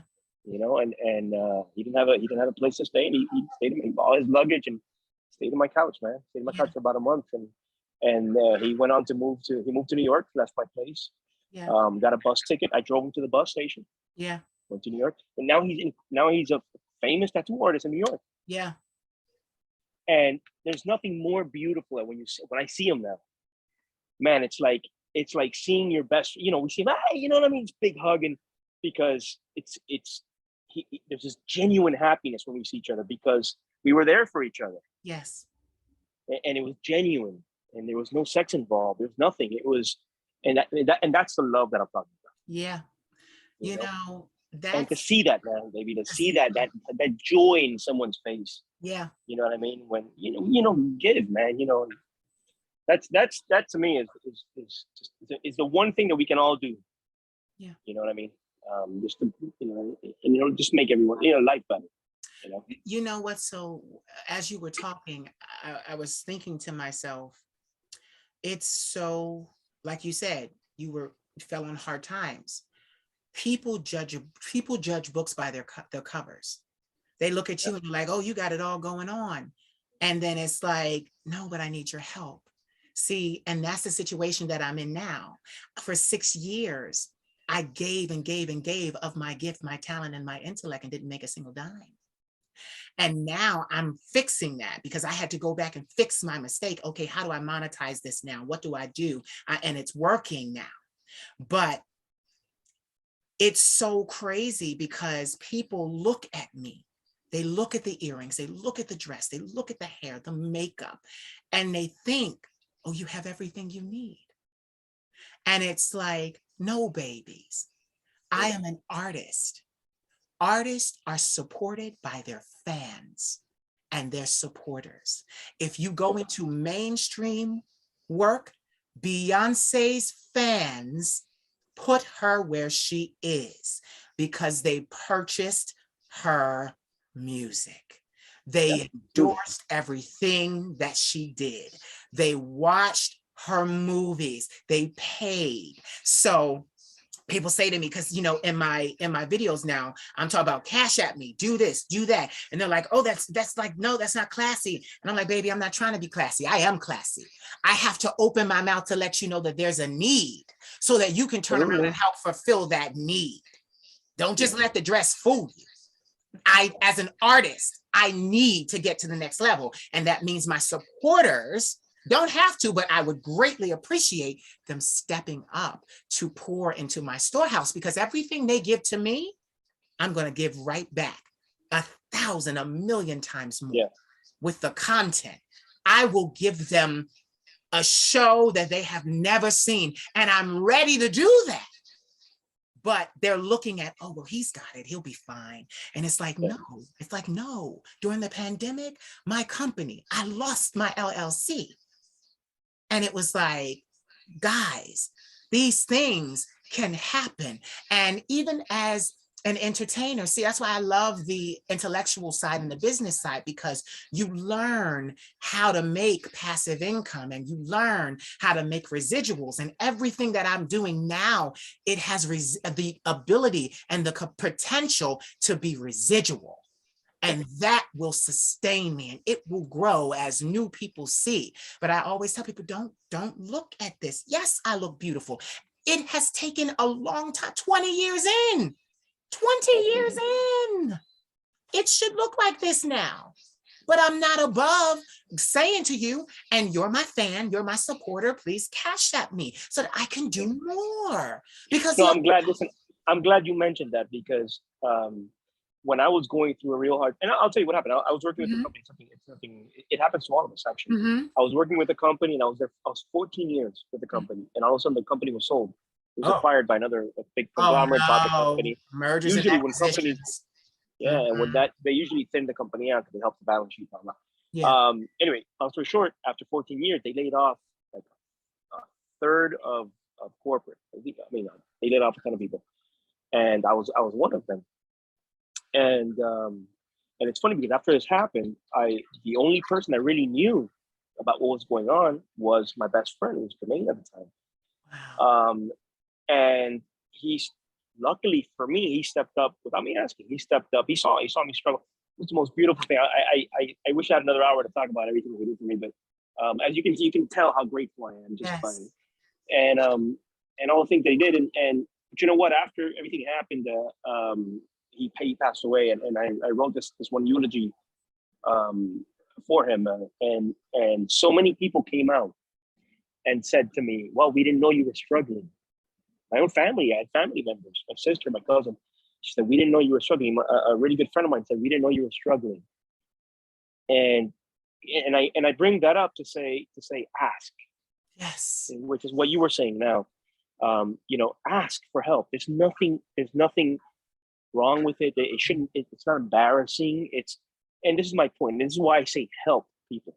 Yeah. Because we all need it. All of us at whatever point in our life, we're all going to need a little bit of help. Now, don't get, there's some of us who coast through life and wonderful, right? Yeah. But for the rest of us, it's okay to struggle and it's okay to ask for help.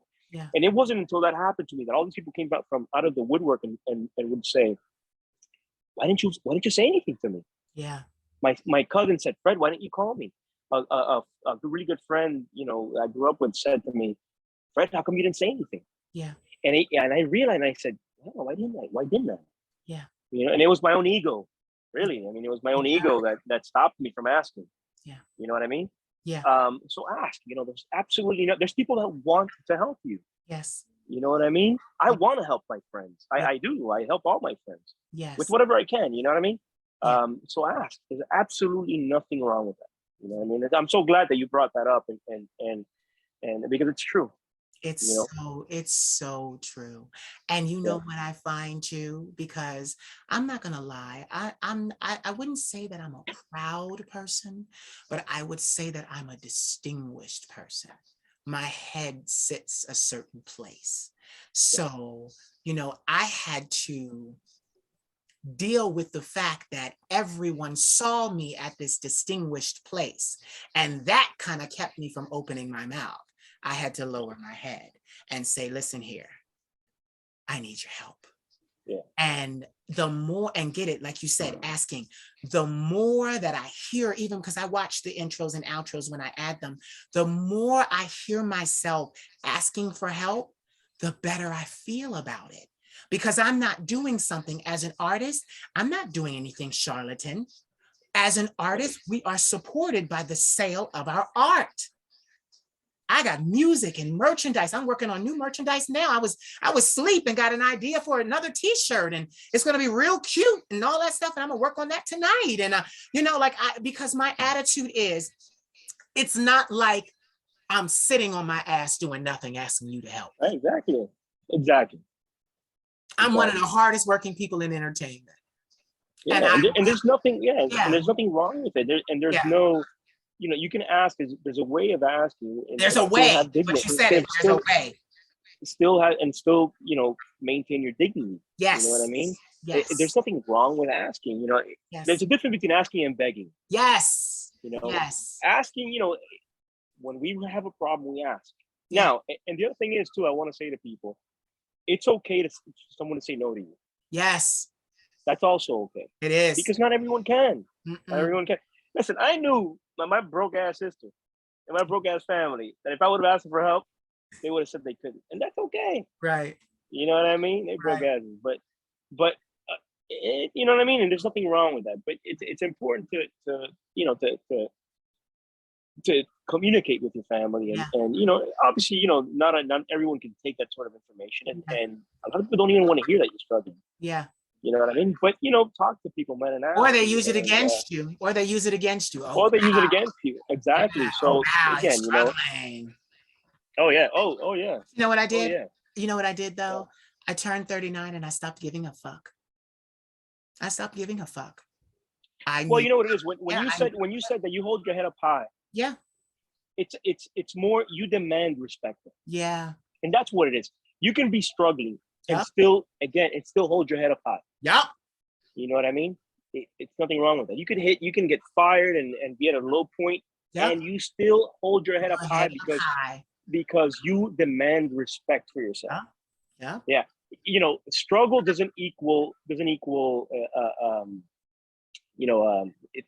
you've done something wrong. Exactly. Struggling doesn't mean that you're at fault. Right. It's just a period in life that you're in. It might not like you said, it's just the terms and conditions. It's a term and conditions. And it's okay to say, hey, I need some help. You know what I mean? And it's okay. Again, it's also okay to, if someone says they can't, and that's life. And again, keep moving forward. Yep. That's actually why, Fredo, that's why I'm looking forward to Europe, because I have people, friends that I met 17 years ago that are now famous, wealthy, and they keep saying to me, baby, get here. If you get here and get it, it's not a handout.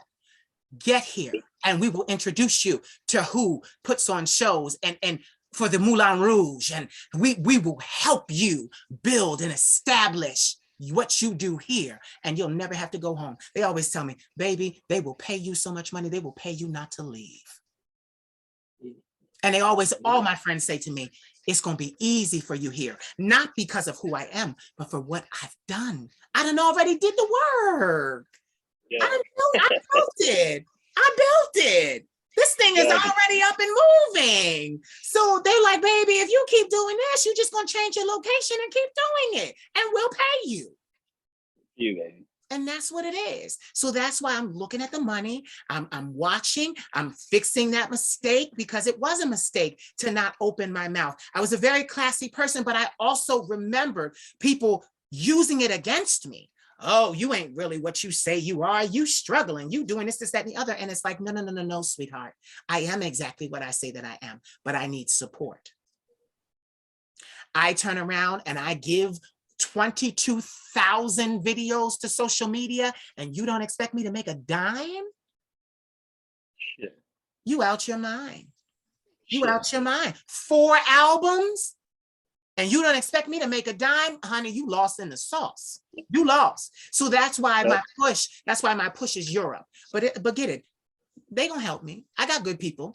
They're gonna help me. They're gonna help me. And I'm gonna, it's like my grandmother calls me the flaming phoenix. You flame on, you reinvent yourself, you come back. And even this was a reinvention. These people think they know artistry. Yeah. They're mesmerized by this. Fredo, in 20 years, I haven't done anything yet. I haven't showed or shown these people what I can do. Yeah. And people are like, people live their lives in my videos. They watch and they listen and they glean and they get help and healing, and just, they write me all the time. Oh, I was going through chemo and you helped me through the whole process. And I haven't even stretched my wings yet. Isn't that a beautiful feeling? You know, I get people that message me, people I don't know, and people in Europe, and and they'll message me and they'll say, real beautiful things, man. They'll say things like, your videos, they inspire me to lose weight or stop doing this or do that. And it's so wonderful, you know what I mean? And don't get me wrong, I post videos because I'm a hoe, and it's my advertisement for me. Yes. You know what I mean? Listen, you gotta mind, it's the world we live in today. Yes. But it's beautiful that some people do take that and find inspiration. It really is, man. It's nice that you're indirectly sort of helping people, which is kind of like what you do, It's exactly what I do, Fredo. Well, listen, we've been talking. I gotta let you go. I know, because get this, I enjoyed it though. I enjoyed it too. I gotta render the video so we can get it up so they can see it. Hey, if you ever in Miami, honey, you know, baby, you got my number. I do have your number. So and then you have mine. So I mean, when you come to Miami, I don't know when you're coming. I don't know when you're coming. You do. So when you come, you gotta message me. I will. I definitely will. First round's on me, all right, baby? Oh my God, I don't even drink, Fredo. So get me the virgin daiquiris, the virgin pizzas. Girl, I'll get you whatever you want. I'll get you whatever you want in that club. Thank you for doing this, Fredo. Don't go anywhere. No problem, man. Don't go anywhere. But I was just saying thank you for doing this. Oh, thank you. It's been my pleasure. It really has. Ladies, it's been cathartic. It's been cathartic almost. Exactly. Yeah, I was gonna wait to let you say it. I was gonna let you say it. Yeah, it's been like therapy for me. I love it. It's wonderful, and I hope whoever hears this can take some of the stuff that you said. And yeah. And if anyone ever needs any help, any questions, or or advice on how to get through things in life, and put my email or my Yes. my Instagram handle, and we'll talk through it. And I'll help you out best I can, man. On that note, tell everyone where they can find you on social media. You can find me on Instagram, and my Instagram is Fredo. So it's Fredo was Cholo. So it's FREDO WASCHOLO. So that's Fredo, which is my name. Was, and Cholo's the name of my father. Oh. Anyway, it's kind of a long story. I had a different account, and it was called the handle was Fredo is Cholo. I am my dad. My dad was my best friend growing up. I love my dad. More than anything, and so my handle was Fredo is Cholo. I'm my dad. Yeah.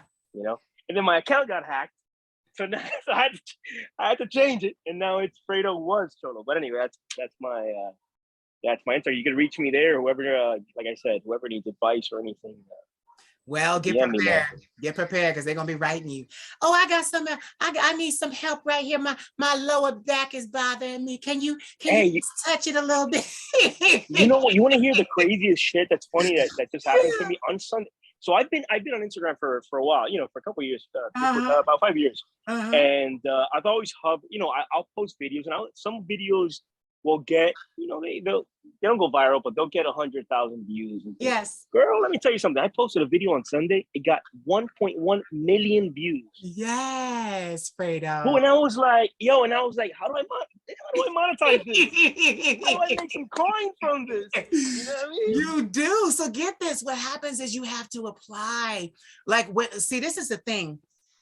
My blue check, my verification came from Instagram. I didn't even have to apply, because they saw that I was putting out so much content and getting so many views that they just verified me. It was just in my notifications. It just came down and said, your account has been verified. Congratulations. What you do is you go in. I was going to say, what you do is you go in and you request verification. They will look at your account and they will see all those numbers. They'll verify you. That's the first step. So they verify you, you're a brand, and they recognize you as an entity. So then when you do that, then they start giving, you can start talking to them about, what is it? They do branded content and stuff like that, that you can do. But then I want to urge you to do this, Fredo.